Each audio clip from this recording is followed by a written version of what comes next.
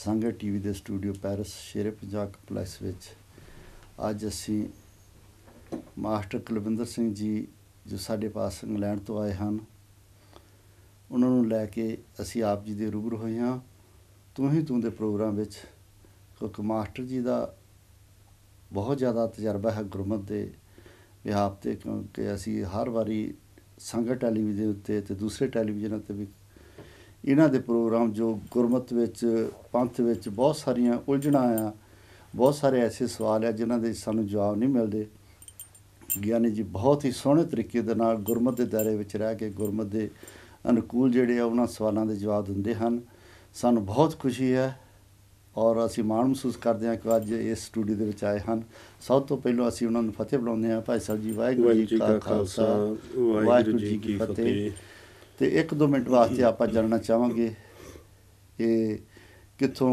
ਆਏ ਅਤੇ ਕਦੋਂ ਆਏ ਅਤੇ ਕੀ ਸੇਵਾ ਕਰ ਰਹੇ ਉੱਥੇ ਭਾਈ ਸਾਹਿਬ ਜੀ ਤੁਸੀਂ ਬਰੀਫ ਦੇ ਵਿੱਚ ਆਪਣੇ ਬਾਰੇ ਥੋੜ੍ਹਾ ਜਿਹਾ ਸੰਗਤਾਂ ਨੂੰ ਦੱਸੋ ਵਾਹਿਗੁਰੂ ਜੀ ਕਾ ਖਾਲਸਾ ਵਾਹਿਗੁਰੂ ਜੀ ਕੀ ਫਤਿਹ ਸਭ ਤੋਂ ਪਹਿਲਾਂ ਤਾਂ ਸਤਿਗੁਰੂ ਸੱਚੇ ਪਾਤਸ਼ਾਹ ਜੀ ਦਾ ਧੰਨਵਾਦ ਹੈ ਮੇਰੇ ਪਾਤਸ਼ਾਹ ਦਾ ਕਿ ਮੈਂ ਹੈਰਾਨ ਹਾਂ ਕਈ ਵਾਰੀ ਜਿੱਦਾਂ ਹੁਣ ਆਪਾਂ ਬੈਠੇ ਹਾਂ ਕਿ ਮੈਂ ਆਪਣੇ ਆਪ ਨੂੰ ਸੋਚਦਾ ਹੁੰਦਾ ਕਈ ਵਾਰੀ ਕਿ ਜਿਹੜੀ ਚੀਜ਼ ਹੈ ਵੀ ਨਹੀਂ ਹੈ ਤੁਸੀਂ ਗੱਲ ਕਰ ਦਿੱਤੀ ਹੈ ਦਰਅਸਲ ਇੱਕ ਡਿਊਟੀ ਦੇਣ ਦਾ ਕਰਕੇ ਗੁਰਦੁਆਰਾ ਸਾਹਿਬ ਦੇ ਵਿੱਚ ਅਤੇ ਇਹ ਅੱਜ ਤੁਹਾਡੇ ਨਾਲ ਬੈਠਣ ਦਾ ਸੁਭਾਗ ਸਮਾਂ ਹੋਇਆ ਵੈਸੇ ਵੀ ਗੁਰਸਿੱਖਾਂ ਦੀ ਚਲੋ ਸੰਗਤ ਕਰਦੇ ਹਾਂ ਆਪਾਂ ਅਤੇ ਜੇ ਤੁਸੀਂ ਗੱਲ ਕਰਦੇ ਸੀਗੇ ਕਿ ਕੋਈ ਸੁਲਝੇ ਹੋਏ ਜਾਂ ਜਵਾਬ ਦੇਣ ਵਾਲੀ ਇਹੋ ਜਿਹੀ ਕੋਈ ਗੱਲ ਨਹੀਂ ਹੈ ਦਰਅਸਲ ਉਹ ਡਿਊਟੀ ਕਰਨ ਦਾ ਕਰਕੇ ਇੱਕ ਲੱਗੀ ਹੋਈ ਆ ਬਹੁਤ ਸਾਰੇ ਵਿਦਵਾਨ ਪੰਥ ਦੇ ਵਿੱਚ ਬਹੁਤ ਸਾਰੇ ਗੁਰਸਿੱਖ ਤੁਹਾਡੇ ਵਰਗੀਆਂ ਹੋਰ ਰੂਹਾਂ ਜਿਹੜੀਆਂ ਆ ਪਾਤਸ਼ਾਹ ਕਹਿੰਦੇ ਤਿੰਨ ਕੋ ਕਿਆ ਉਪਦੇਸ਼ਿਆ ਜਿਨ ਗੁਰੂ ਨਾਨਕ ਦੇ ਉਹ ਸਿਰਫ ਇੱਕ ਡਿਊਟੀ ਲੱਗੀ ਹੋਣ ਦਾ ਕਰਕੇ ਆਪਾਂ ਸੰਗਤ ਕਰਦੇ ਹਾਂ ਦਾਸ ਇੰਡੀਆ ਦੇ ਵਿੱਚ ਬਤੌਰ ਟੀਚਰ ਸਾਇੰਸ ਮੈਥ ਟੀਚਰ ਪੜ੍ਹਾਉਂਦਾ ਰਿਹਾ ਮੈਂ 15 ਕੁ ਸਾਲ ਪੜ੍ਹਾਇਆ ਮੈਂ 91 ਤੋਂ ਲੈ ਕੇ 2004 ਤੱਕ ਅਤੇ ਉਸ ਤੋਂ ਬਾਅਦ ਦੇ ਵਿੱਚ ਜਰਮਨੀ ਆਇਆ ਜਰਮਨੀ ਤੋਂ ਫਿਰ ਮੈਂ ਇੰਗਲੈਂਡ ਚਲਾ ਗਿਆ 2004 ਦੇ ਵਿੱਚ ਜਰਮਨੀ ਆਇਆ ਸੀ ਅਤੇ ਉੱਥੇ ਹੁਣ ਇੰਗਲੈਂਡ ਦੇ ਵਿੱਚ ਸਤਿਗੁਰੂ ਜੀ ਸਿੰਘ ਸਭਾ ਗੁਰਦੁਆਰਾ ਡਰਬੀ ਦੇ ਵਿੱਚ ਬਤੌਰ ਹੈੱਡ ਗ੍ਰੰਥੀ ਜਿਹੜੀ ਸੇਵਾ ਲੈ ਰਹੇ ਹਨ ਸੋ ਮੇਰਾ ਇਹ ਪ੍ਰੋਫੈਸ਼ਨ ਨਹੀਂ ਸੀਗਾ ਲੇਕਿਨ ਇੱਕ ਰੁਚੀ ਸੀਗੀ ਗੁਰਸਿੱਖ ਹੋਣ ਦੇ ਨਾਤੇ ਅਤੇ ਪ੍ਰੋਫੈਸ਼ਨ ਜਿਹੜਾ ਮੇਰਾ ਉਹ ਟੀਚਿੰਗ ਦਾ ਸੀਗਾ ਅਤੇ ਉਹ ਇੱਧਰ ਆਉਣ ਦਾ ਕਰਕੇ ਪਰ ਮੈਂ ਮਾਣ ਮਹਿਸੂਸ ਕੀਤਾ ਕਈ ਵਾਰੀ ਸਾਡੇ ਟਰੈਂਡ ਬਣਿਆ ਹੋਇਆ ਵੀ ਗ੍ਰੰਥੀ ਦੀ ਪੋਸਟ ਨੂੰ ਜਾਂ ਗ੍ਰੰਥੀ ਸਾਹਿਬ ਨੂੰ ਅਸੀਂ ਕਰਦੇ ਤਾਂ ਬੇਸ਼ੱਕ ਕਹਿੰਦੇ ਤਾਂ ਹੈਗੇ ਸਤਿਕਾਰ ਕਰਦੇ ਹਾਂ ਪਰ ਸਾਡਾ ਜਿਹੜਾ ਵਰਤਾਓ ਹੁੰਦਾ ਆ ਆਮ ਸੰਗਤ ਦਾ ਉਹ ਇੱਕ ਵੱਖਰੀ ਨਜ਼ਰੀਏ ਦੇ ਨਾਲ ਹੁੰਦਾ ਆ ਅਤੇ ਉਸ ਗੱਲੋਂ ਮੈਨੂੰ ਸਾਰੀਆਂ ਸੰਗਤਾਂ ਵੱਲੋਂ ਸਾਰਿਆਂ ਵੱਲੋਂ ਮਾਣ ਮਹਿਸੂਸ ਹੋਇਆ ਆ ਅਤੇ ਇਸ ਕਰਕੇ ਮੈਂ ਮਾਣ ਮਹਿਸੂਸ ਕਰਦਾ ਕਿ ਮੈਂ ਇਹ ਸਤਿਗੁਰੂ ਜੀ ਨੇ ਮੈਨੂੰ ਇਹ ਸੇਵਾ ਜਿਹੜੀ ਆ ਦਿੱਤੀ ਸੀ ਸੋ ਭਾਈ ਸਾਹਿਬ ਜੀ ਆਪ ਜੀ ਦਾ ਧੰਨਵਾਦ ਜਿੱਦਾਂ ਆਪ ਜੀ ਨੇ ਕਿਹਾ ਕਿ ਅਸੀਂ ਤੁਸੀਂ ਟੀਚਰ ਆ ਇੱਕ ਸਾਇੰਸ ਦੇ ਅਤੇ ਇੱਕ ਮੈਥਮੈਟਿਕਸ ਦੇ ਜੇ ਆਪਾਂ ਵਿੱਦਿਆ ਦੇ ਤੌਰ 'ਤੇ ਦੇਖੀਏ ਤਾਂ ਦੋਨੇ ਵਿਸ਼ੇ ਜਿਹੜੇ ਆ ਬਹੁਤ ਜ਼ਿਆਦਾ ਮਹਾਨਤਾ ਰੱਖਦੇ ਬੰਦੇ ਦੀ ਨੌਲੇਜ ਵਿੱਚ ਦੋਨੇ ਵਿਸ਼ੇ ਜਿਹੜੇ ਆ ਅਤੇ ਦੋਨੇ ਵਿਸ਼ੇ ਜਿਹੜੇ ਆ ਕੁਦਰਤ ਦਾ ਜਿਹੜਾ ਸਿਸਟਮ ਆ ਉਹਦੇ ਵਿੱਚ ਵੀ ਬਹੁਤ ਜ਼ਿਆਦਾ ਮਹਾਨਤਾ ਰੱਖਦੇ ਆ ਇਹ ਦੋਨੇ ਵਿਸ਼ੇ ਜਿਹੜੇ ਆ ਵੈਸੇ ਪੜ੍ਹਾਈਆਂ ਤਾਂ ਹੋਰ ਵੀ ਬਹੁਤ ਤਰ੍ਹਾਂ ਚਾਹੀਆਂ ਪਰ ਦੋਨੇ ਵਿਸ਼ੇ ਜਿਹੜੇ ਆ ਬਹੁਤ ਜ਼ਿਆਦਾ ਮਹਾਨਤਾ ਰੱਖਦੇ ਆ ਅਤੇ ਉਹ ਗੁਰੂ ਮਹਾਰਾਜ ਨੇ ਤੁਹਾਡੇ ਕੋਲ ਸੇਵਾ ਲੈਣੀ ਸੀ ਅਤੇ ਤੁਹਾਨੂੰ ਇੰਗਲੈਂਡ ਦੇ ਵਿੱਚ ਲੈ ਆਉਂਦਾ ਅਤੇ ਤੁਸੀਂ ਜਿੱਦਾਂ ਮੈਂ ਪਹਿਲੋਂ ਗੱਲ ਕੀਤੀ ਆ ਕਿ ਜਿਹੜੇ ਤੁਹਾਡੇ ਜਵਾਬ ਹੁੰਦੇ ਆ ਜਾਂ ਸਵਾਲਾਂ ਦੇ ਜਵਾਬ ਤੁਸੀਂ ਦਿੰਦੇ ਹੋ ਬਹੁਤ ਸੁਲਝੇ ਹੁੰਦੇ ਆ ਠੀਕ ਆ ਤੁਸੀਂ ਆਪਣੇ ਤੌਰ 'ਤੇ ਕਹਿ ਰਹੇ ਕਿ ਤੁਹਾਨੂੰ ਮਹਿਸੂਸ ਨਹੀਂ ਹੋ ਰਿਹਾ ਪਰ ਜਿਹੜੇ ਸਰੋਤੇ ਆ ਜੋ ਸੁਣਨ ਵਾਲੇ ਆ ਉਹ ਬੜੇ ਪਿਆਰ ਅਤੇ ਸਤਿਕਾਰ ਦੇ ਨਾਲ ਉਹਨਾਂ ਸਵਾਲਾਂ ਨੂੰ ਸੁਣਦੇ ਆ ਕਿਉਂਕਿ ਬਹੁਤ ਸਾਰੀਆਂ ਉਲਝਣਾਂ ਪੰਥ ਵਿੱਚ ਕੌਮ ਵਿੱਚ ਪਈਆਂ ਆ ਉਹੀ ਜਿਹੜੀਆਂ ਗੁਰੂ ਨਾਨਕ ਦੇਵ ਜੀ ਦੇ ਸਮੇਂ ਦੇ ਵਿੱਚ ਪਈਆਂ ਸੀਗੀਆਂ ਕਿ ਸਮੇਂ ਦਾ ਜਿਹੜਾ ਬ੍ਰਾਹਮਣ ਸੀਗਾ ਜਿਹੜਾ ਵਿੱਦਿਆ ਪ੍ਰਾਪਤ ਕਰਦਾ ਸੀ ਜਿਹੜਾ ਗਿਆਨ ਪ੍ਰਾਪਤ ਕਰਦਾ ਸੀ ਜਦੋਂ ਵੰਡਦਾ ਸੀਗਾ ਫਿਰ ਉਹ ਆਪਣੇ ਢਿੱਡ ਭਰਨ ਲਈ ਆਪਣਾ ਪਰਿਵਾਰ ਪਾਲਣ ਲਈ ਕਰਦਾ ਅਤੇ ਦੂਸਰਿਆਂ ਨੂੰ ਬੜੇ ਵਹਿਮਾਂ ਦੇ ਵਿੱਚ ਚੱਕਰਾਂ ਦੇ ਵਿੱਚ ਪਾ ਕੇ ਅਤੇ ਉਲਝਾਇਆ ਹੋਇਆ ਸੀਗਾ ਅਤੇ ਇਹ ਕੰਮ ਜਿਹੜੇ ਮੌਲਵੀ ਕਰਦੇ ਪਏ ਸੀਗੇ ਬਿਲਕੁਲ ਅਤੇ ਉਸ ਸਮੇਂ ਗੁਰੂ ਨਾਨਕ ਦੇਵ ਜੀ ਨੇ ਆ ਕੇ ਇੱਕ ਸਿੱਖ ਧਰਮ ਨੂੰ ਨਿਵੇਕਲਾ ਜਿਹੜਾ ਧਰਮ ਆ ਬਹੁਤ ਸਰਲ ਅਤੇ ਸਿੱਧਾ ਜਿਹੜਾ ਉਹਨਾਂ ਨੇ ਦੱਸਣ ਦੀ ਕੋਸ਼ਿਸ਼ ਕੀਤੀ ਅਤੇ ਸਾਨੂੰ ਖੁਸ਼ੀ ਹੋਈ ਕਿ ਤੁਸੀਂ ਇੱਥੇ ਆਏ ਅਤੇ ਮੈਂ ਆਪ ਜੀ ਨੂੰ ਤੂੰ ਹੀ ਤੂੰ ਦੇ ਇਸ ਪ੍ਰੋਗਰਾਮ ਦੇ ਵਿੱਚ ਥੋੜ੍ਹਾ ਜਿਹਾ ਪੁੱਛਣਾ ਚਾਹਾਂਗਾ ਕਿ ਤੁਸੀਂ ਜੇ ਆਪਾਂ ਸਾਇੰਸ ਦੇ ਤਰੀਕੇ ਨਾਲ ਲਈਏ ਜਿਹੜਾ ਤੁਸੀਂ ਬਹੁਤ ਸਾਰਾ ਸਟੱਡੀ ਕੀਤੀ ਹੈ ਅਤੇ ਉਹਨੂੰ ਅਸੀਂ ਜੋ ਅਕਾਲ ਪੁਰਖ ਵਾਹਿਗੁਰੂ ਦਾ ਇਹ ਸਾਰਾ ਦਾ ਸਾਰਾ ਸ੍ਰਿਸ਼ਟੀ ਬਣਾਈ ਆ, ਉਹਦੀ ਸ੍ਰਿਸ਼ਟੀ ਵਿੱਚ ਉਹੀ ਆਪ ਹੀ ਵਿਚਰਦਾ ਹਰ ਪਾਸੇ, ਜਿੱਧਰ ਮਰਜ਼ੀ ਦੇਖ ਲਈਏ। ਤੁਸੀਂ ਸਾਇੰਸ ਦੇ ਤਰੀਕੇ ਨਾਲ ਉਹਨੂੰ ਕਿਹੜੇ ਤਰੀਕੇ ਨਾਲ ਕੰਪੈਰੀਜ਼ਨ ਕਰਦੇ ਜਾਂ ਕਿਹੜੀ ਤਰੀਕੇ ਨਾਲ ਸਾਡੇ ਜਿਹੜੇ ਸਰੋਤੇ ਉਹਨਾਂ ਨੂੰ ਦੱਸਣ ਦੀ ਕੋਸ਼ਿਸ਼ ਕਰੋ? ਮੈਂ ਇਸ ਚੀਜ਼ ਦੇ ਹੱਕ ਦੇ ਵਿੱਚ ਨਹੀਂ ਹੈ ਕਿ ਕਿਸੇ ਚੀਜ਼ ਦਾ ਜਿੱਦਾਂ ਗੁਰਬਾਣੀ ਦਾ ਕੰਪੈਰੀਜ਼ਨ ਕੀਤਾ ਜਾਵੇ ਸਾਇੰਸ ਦੇ ਨਾਲ, ਕਿਉਂਕਿ ਸਾਇੰਸ ਜਿਹੜੀ ਆ, ਸਾਇੰਸ ਦੀ ਖੋਜ ਅਧੂਰੀ ਆ ਅਤੇ ਗੁਰਬਾਣੀ ਪੂਰੀ ਆ। ਗੁਰੂ ਗ੍ਰੰਥ ਸਾਹਿਬ ਜੀ ਸਾਡੇ ਪੂਰੇ ਗੁਰੂ ਹਨ। ਅਤੇ ਜੇ ਇਸ ਤਰ੍ਹਾਂ ਇਨਸਾਫ ਜਿਹਾ ਨਹੀਂ ਹੋਊਗਾ, ਪਰ ਇੱਕ ਗੱਲ ਹੈ ਕਿ ਸਾਇੰਸ ਦੀਆਂ ਬਹੁਤ ਸਾਰੀਆਂ ਮੱਦਾਂ, ਬਹੁਤ ਸਾਰੇ ਆਰਟੀਕਲ ਜਿਹੜੇ ਆ, ਸਾਇੰਸ ਦੇ ਬਹੁਤ ਸਾਰੇ ਸਬਜੈਕਟ ਜਿਹੜੇ ਵਿਸ਼ੇ ਜਿਹੜੇ ਆ, ਉਹ ਗੁਰਬਾਣੀ ਦੇ ਅਕਾਰਡਿੰਗਲੀ ਹੈਗੇ ਆ। ਜਿਸ ਤਰ੍ਹਾਂ ਐਟਮ ਦੀ ਗੱਲ ਕਰਦੇ ਹਾਂ, ਅਤੇ ਸਾਇੰਸ ਨੇ ਵੀ ਇਸ ਗੱਲ ਨੂੰ ਮੰਨਿਆ ਕਿ ਹਰ ਇੱਕ ਚੀਜ਼ ਦੇ ਵਿੱਚ ਕੋਈ ਨਾ ਕੋਈ ਹਰਕਤ ਹੋ ਰਹੀ ਹੈਗੀ ਆ, ਕਿ ਐਟਮ ਦੇ ਆਲੇ ਦੁਆਲੇ ਜਿਹੜਾ ਨਿਊਟਰਨ ਅਤੇ ਆਪਣੇ ਇਲੈਕਟ੍ਰੋਨ ਜਿਹੜਾ ਕਰ ਰਿਹਾ, ਨਿਊਟਰਨ ਪ੍ਰੋਟੋਨ ਦੇ ਵਿੱਚ ਵੱਜਿਆ ਹੋਇਆ ਉਹ। ਤਾਂ ਕਹਿਣ ਤੋਂ ਭਾਵ ਆ ਕਿ ਸਾਇੰਸ ਇੱਕ ਚੀਜ਼ ਨੂੰ ਮੰਨਦੀ ਹੈ ਕੋਈ ਹਰਕਤ ਹੋ ਰਹੀ ਹੈਗੀ ਆ। ਅਤੇ ਸੱਚੇ ਪਾਤਸ਼ਾਹ ਜੀ ਨੇ ਪਵਿੱਤਰ ਬਾਣੀ ਦੇ ਵਿੱਚ ਇਸ ਗੱਲ ਨੂੰ ਸਪਸ਼ਟ ਕੀਤਾ ਹੋਇਆ ਹੈ ਕਿ ਉਸ ਤੋਂ ਬਿਨਾਂ ਕੁਛ ਹੈ ਹੀ ਨਹੀਂ ਹੈ। ਪਰਮੇਸ਼ਰ ਤੋਂ ਬਿਨਾਂ ਤਾਂ ਕੋਈ ਚੀਜ਼ ਹੋ ਹੀ ਨਹੀਂ ਸਕਦੀ ਹੈਗੀ ਆ। ਪਾਤਸ਼ਾਹ ਕਹਿੰਦੇ ਤੁਝ ਬਿਨ ਦੂਜਾ ਨਾਹੀਂ ਕੋਏ, ਤੂੰ ਕਰਤਾਰ ਕਰੇ ਸੋ ਹੋਏ, ਤੇਰਾ ਜੋਰ ਤੇਰੀ ਮਨ ਟੇਕ, ਸਦਾ ਸਦਾ ਜਪ ਨਾਨਕ ਏਕ। ਫਿਰ ਪਵਿੱਤਰ ਸਤਿਗੁਰੂ ਸਾਹਿਬ ਸ੍ਰੀ ਗੁਰੂ ਗ੍ਰੰਥ ਸਾਹਿਬ ਜੀ ਮਹਾਰਾਜ ਸੱਚੇ ਪਾਤਸ਼ਾਹ ਕਹਿੰਦੇ ਸਭ ਗੋਬਿੰਦ ਹੈ, ਸਭ ਗੋਬਿੰਦ ਹੈ, ਗੋਬਿੰਦ ਬਿਨ ਨਹੀਂ ਕੋਈ। ਸੂਤ ਏਕ ਮਨ ਸਤ ਸਹੰਸ ਜੈਸੇ ਓਤ ਪੋਤ ਪ੍ਰਭ ਸੋਈ। ਸੋ ਇਸੇ ਤਰ੍ਹਾਂ ਹੀ ਸਭੈ ਘਟ ਰਾਮ ਬੋਲੇ, ਰਾਮਾ ਬੋਲੇ ਰਾਮ ਬਿਨਾ ਕੋ ਬੋਲੇ ਰਹੇ। ਉਹ ਤੋਂ ਬਿਨਾਂ ਕੋਈ ਚੀਜ਼ ਹੈ ਹੀ ਨਹੀਂ। ਸਾਇੰਸ ਵੀ ਇਸ ਚੀਜ਼ ਨੂੰ ਮੰਨਦੀ ਹੈ ਕਿ ਇੱਕ ਹਰਕਤ ਜਿਹੜੀ ਹੋ ਰਹੀ ਹੈ। ਇਆਂ ਸਮਾਂ 'ਤੇ ਆਪਾਂ ਵਿਚਾਰ ਕਰਦੇ ਹੁੰਦੇ ਹਾਂ ਕਿ ਵਿਗਿਆਨਕ ਤੌਰ 'ਤੇ ਜੇ ਲਿਆ ਜਾਵੇ ਤਾਂ ਗੁਰਬਾਣੀ ਜਿਹੜੀ ਵਿਗਿਆਨ ਆ ਉਹ ਗੁਰਬਾਣੀ ਦੇ ਪਿੱਛੇ ਪਿੱਛੇ ਜਾ ਰਹੀ ਹੈ। ਜਿਹੜੀ ਖੋਜ ਹੋ ਰਹੀ ਆ ਨਾ ਉਹਦੇ ਆਧਾਰ 'ਤੇ ਹੋ ਰਹੀ ਹੈਗੀ। ਪਰ ਬਦਕਿਸਮਤੀ ਹੈ ਸਾਡੀ ਕਿ ਜਿਹੜੇ ਸਾਇੰਸ ਵਾਲੇ ਜਾਂ ਅੱਜ ਕੱਲ੍ਹ ਦੇ ਪੜ੍ਹੇ ਲਿਖੇ ਲੋਕ ਆ, ਹਾਂਜੀ, ਉਹ ਆਪਣੇ ਆਪ ਨੂੰ ਗੁਰਬਾਣੀ ਤੋਂ ਜ਼ਿਆਦਾ ਸੁਪੀਰੀਅਰ ਦੱਸਦੇ ਆ। ਦੇਖੋ ਇਹ ਇੱਕ ਰਹਿਣਾ ਹੀ ਆ, ਕਿਉਂਕਿ ਜਿਹੜੀ ਜਿਸ ਕਰਕੇ ਮੈਂ ਆਪ ਜੀ ਨੂੰ ਸਵਾਲ ਕੀਤਾ। ਜਿਹੜੀ ਮੇਨ ਚੀਜ਼ ਆ ਨਾ, ਸਾਡਾ ਵੀ ਜਿਹੜਾ ਵਿਛੋੜਾ ਆ ਵਾਹਿਗੁਰੂ ਜੀ ਦੇ ਨਾਲੋਂ, ਸਾਡਾ ਵੀ ਵਿਛੋੜਾ ਇਸੇ ਕਰਕੇ ਹੀ ਆ। ਸਾਡਾ ਵੀ ਵਿਛੋੜਾ ਇਹ ਆ ਕਿ ਆਪਣੀ ਹਉਮੈ, ਆਪਣੀ ਹੋਂਦ ਨੂੰ ਪ੍ਰਗਟਾਉਣਾ, ਇਹ ਸਾਡਾ ਇੱਕ ਵਿਛੋੜਾ ਆ। ਜਿਹੜਾ ਅਸੀਂ ਵਾਹਿਗੁਰੂ ਜੀ ਦੇ ਨਾਲੋਂ ਟੁੱਟੇ ਹੋ, ਇਹਦਾ ਕਾਰਨ ਵੀ ਇਹੀ ਆ। ਉਹਦਾ ਕਾਰਨ ਇਹ ਆ ਕਿ ਇਹ ਦੋ ਚੀਜ਼ਾਂ ਜਿਹੜੀਆਂ ਇਹ ਚੱਲੀ ਜਾਣੀਆਂ ਹੈਗੀਆਂ। ਪਰ ਕਿਤੇ ਵੀ ਸਾਇੰਸ ਗੁਰੂ ਗ੍ਰੰਥ ਸਾਹਿਬ ਜੀ, ਹਾਂ ਦੂਸਰੇ ਧਾਰਮਿਕ ਗ੍ਰੰਥ ਸਾਰਿਆਂ ਦਾ ਸਤਿਕਾਰ ਆ, ਉਹਨਾਂ ਵਿੱਚ ਕਿਤੇ ਸਾਇੰਸ ਚੈਲੰਜ ਕਰ ਸਕਦੀ ਹੈ। ਅਜੇ ਤੱਕ ਸਾਇੰਸ ਨੇ ਗੁਰੂ ਗ੍ਰੰਥ ਸਾਹਿਬ ਜੀ ਨੂੰ ਚੈਲੰਜ ਨਹੀਂ ਕੀਤਾ ਕਿਤੇ। ਕੋਈ ਵੀ ਵਿਗਿਆਨੀ ਨੇ, ਕਿਸੇ ਵੀ ਵਿਗਿਆਨੀ ਇਹ ਗੱਲ ਨਹੀਂ ਕਹੀ ਹੈ ਕਿ ਆਹ ਗੁਰੂ ਗ੍ਰੰਥ ਸਾਹਿਬ ਜੀ ਦੇ ਵਿੱਚ ਆ ਨਹੀਂ ਹੈ। ਪਰ ਇਸ ਤੋਂ ਪਹਿਲਾਂ ਹੋ ਚੁੱਕੀਆਂ ਹੈਗੀਆਂ ਆ, ਕਿਉਂਕਿ ਸਤਿਗੁਰੂ ਜੀ ਨੇ ਤਾਂ ਪਹਿਲਾਂ ਹੀ ਕੋਟ ਬ੍ਰਹਿਮੰਡ ਕੋ ਠਾਕੁਰ ਸੁਆਮੀ ਸਰਬ ਜੀਆਂ ਕਾ ਦਾਤਾਰੇ, ਕਿੰਨੇ ਯੂਨੀਵਰਸਸ ਨੂੰ ਪਹਿਲਾਂ ਹੀ ਦੱਸ ਦਿੱਤਾ ਹੈਗਾ ਵੀ ਕਿੱਥੋਂ ਤੱਕ ਹੈਗਾ। ਫਿਰ ਗੁਰੂ ਗ੍ਰੰਥ ਸਾਹਿਬ ਜੀ ਦੇ ਵਿੱਚ ਸੂਰਜ ਨੂੰ ਮੁੱਖ ਲਿਆ ਗਿਆ, ਜਿੰਨੀ ਵੀ ਬ੍ਰਹਿਮੰਡ ਆ ਉਹਦੇ ਵਿੱਚੋਂ। ਇਸੇ ਤਰ੍ਹਾਂ ਹੀ ਸਾਇੰਸ ਆ, ਸਾਇੰਸ ਵੀ ਸੂਰਜ ਨੂੰ ਮੁੱਖ ਮੰਨ ਰਹੀ ਹੈਗੀ ਆ। ਸੋ ਕਹਿਣ ਤੋਂ ਭਾਵ ਆ ਕਿ ਹੁਣ ਤਾਂ ਇਹ ਵੀ ਪਤਾ ਲੱਗਿਆ, ਮੈਂ ਇਸ ਦੇ ਬਾਰੇ ਯਕੀਨੀ ਤੌਰ 'ਤੇ ਨਹੀਂ ਕਹਿ ਸਕਦਾ, ਪਰ ਇਹਦੇ ਬਾਰੇ ਮੈਨੂੰ ਇਹ ਪਤਾ ਲੱਗਿਆ ਆ, ਮੈਂ ਕੁਛ ਆਰਟੀਕਲ ਪੜ੍ਹੇ ਆ, ਖੋਜ ਦੀ ਲੋੜ ਹੈ, ਕਿ ਵਿਗਿਆਨੀਆਂ ਨੇ ਗੁਰੂ ਗ੍ਰੰਥ ਸਾਹਿਬ ਜੀ ਦਾ ਜਿਹੜੀ ਟਰਾਂਸਲੇਸ਼ਨ ਕੀਤੀ ਹੋਈ ਇੰਗਲਿਸ਼ ਦੇ ਵਿੱਚ, ਉਹ ਵੀ ਵਿਗਿਆਨੀਆਂ ਨੇ, ਜਿੱਥੇ ਉਹਨਾਂ ਦਾ ਰਿਸਰਚ ਸੈਂਟਰ ਆ ਅਮਰੀਕਾ ਦਾ, ਉਹਦੇ ਵਿੱਚ ਉਹਨਾਂ ਨੇ ਉਹ ਰੱਖਿਆ ਹੋਇਆ ਆ ਅਤੇ ਉਹਦੇ ਤੋਂ ਸੇਧ ਲੈਣ ਦੀ ਕੋਸ਼ਿਸ਼ ਕਰ ਰਹੇ ਹੈਗੇ ਆ। ਇਹਦੇ ਵਿੱਚ ਕਿੰਨੀ ਕੁ ਸੱਚਾਈ ਹੈ ਜੇ ਮੈਂ ਸਿਰਫ ਆਰਟੀਕਲ ਪੜ੍ਹੇ ਆ ਜਿਨ੍ਹਾਂ ਦੇ ਸੰਬੰਧ ਦੇ ਵਿੱਚ ਮੈਨੂੰ ਮਿਲਿਆ ਹੈਗਾ। ਦੂਸਰੀ ਰਹੀ ਗੱਲ, ਪਰਮੇਸ਼ਰ ਦੇ ਸਤਿਗੁਰੂ ਨੇ, ਸੱਚੇ ਪਾਤਸ਼ਾਹ ਨੇ ਆਣ ਕੇ ਸਿੱਖ ਧਰਮ ਦੇ ਵਿੱਚ ਜਿਹੜਾ ਕਨਸੈਪਟ ਆਫ ਗੋਡ ਆ, ਵਾਹਿਗੁਰੂ ਜੀ ਦੇ ਸੰਬੰਧ ਦੇ ਵਿੱਚ ਜੋ ਗੁਰੂ ਨਾਨਕ ਪਾਤਸ਼ਾਹ ਨੇ ਸਪਸ਼ਟ ਕੀਤਾ ਆ, ਐਨ ਸਪਸ਼ਟਤਾ ਦੇ ਨਾਲ ਕਿ ਇੱਕ ਓਂਕਾਰ ਪਰਮੇਸ਼ਰ ਇੱਕੋ ਹੀ ਹੈ ਅਤੇ ਸਾਰੇ ਥਾਵਾਂ 'ਚ ਰਮਿਆ ਹੋਇਆ ਆ। ਹੋ ਸਕਦਾ ਆ ਕਿਸੇ ਹੋਰ ਸਤਿਕਾਰਯੋਗ ਧਰਮ ਦੇ ਵਿੱਚ ਇਹ ਗੱਲ ਕਹੀ ਹੋਵੇ ਕਿ ਨਹੀਂ, ਪਰਮੇਸ਼ਰ ਦੀ ਜਿਹੜੀ ਹੋਂਦ ਆ ਸਾਡੇ ਵਿੱਚ ਨਹੀਂ ਆ ਸਕਦੀ, ਜਾਂ ਪਰਮੇਸ਼ਰ ਦੀ ਹੋਂਦ ਜਿਹੜੀ ਆ ਨੌਨ ਲਿਵਿੰਗ 'ਚ ਨਹੀਂ ਆ ਸਕਦੀ। ਪਰ ਗੁਰਬਾਣੀ ਦੇ ਅਨੁਸਾਰ ਵਾਹਿਗੁਰੂ ਹਰ ਇੱਕ ਜਗ੍ਹਾ 'ਤੇ ਹੈ, ਉਹ ਤੋਂ ਬਿਨਾਂ ਕੁਛ ਹੋ ਹੀ ਨਹੀਂ ਸਕਦਾ ਹੈਗਾ। ਜਾ ਕੈ ਵਸ ਖਾਲ ਸੁਲਤਾਨ, ਜਾ ਕੈ ਵਸ ਹੈ ਸਗਲ ਜਹਾਨ, ਜਾ ਕਾ ਕੀਆ ਸਭ ਕੁਛ ਵਿੱਚ ਤਿਸ ਤੇ ਬਾਹਰ ਨਾ ਹੀ ਕੋਈ। ਉਹ ਤੋਂ ਬਿਨਾਂ ਕੋਈ ਚੀਜ਼ ਹੈ ਹੀ ਨਹੀਂ ਹੈ, ਉਹ ਤੋਂ ਬਿਨਾਂ ਕੁਛ ਚੀਜ਼ ਹੋ ਹੀ ਨਹੀਂ ਸਕਦੀ। ਅਤੇ ਸਾਇੰਸ ਵੀ ਇੱਕ ਚੀਜ਼ ਮੰਨ ਰਹੀ ਹੈ ਕਿ ਕੁਛ ਨਾ ਕੁਛ ਹਰਕਤ ਜਿਹੜੀ ਆ ਉਹ ਹੋ ਰਹੀ ਹੈਗੀ ਹੈ। ਸੋ ਇਹ ਹੈਗੀ ਆ ਸਿਰਫ ਕਿਸੇ ਚੀਜ਼ ਨੂੰ ਦਰਸਾਉਣ ਦੇ ਲਈ। ਹੁਣੇ ਆਪਾਂ ਪੜ੍ਹ ਕੇ ਹਟੇ ਹਾਂ ਪਾਵਨ ਤੁਕ ਸੂਤ ਏਕ ਮਨ ਸਤ ਸਹੰਸ ਜੈਸੇ ਓਤ ਪੋਤ ਪ੍ਰਭ ਸੋਈ। ਅਤੇ ਮੈਂ ਇੱਕ ਵਾਰੀ ਕਿਸੇ ਗੁਰਮੁਖ ਪਿਆਰਿਆਂ ਤੋਂ ਸੁਣਿਆ, ਅਤੇ ਉਹਨਾਂ ਨੇ ਦੱਸਿਆ ਕਿ ਇੱਕ ਸਾਧੂ ਜਿਹੜਾ ਸੀ ਉਹ ਬੱਸ ਦੇ ਵਿੱਚ ਬੈਠ ਕੇ ਜਾ ਰਿਹਾ ਸੀ।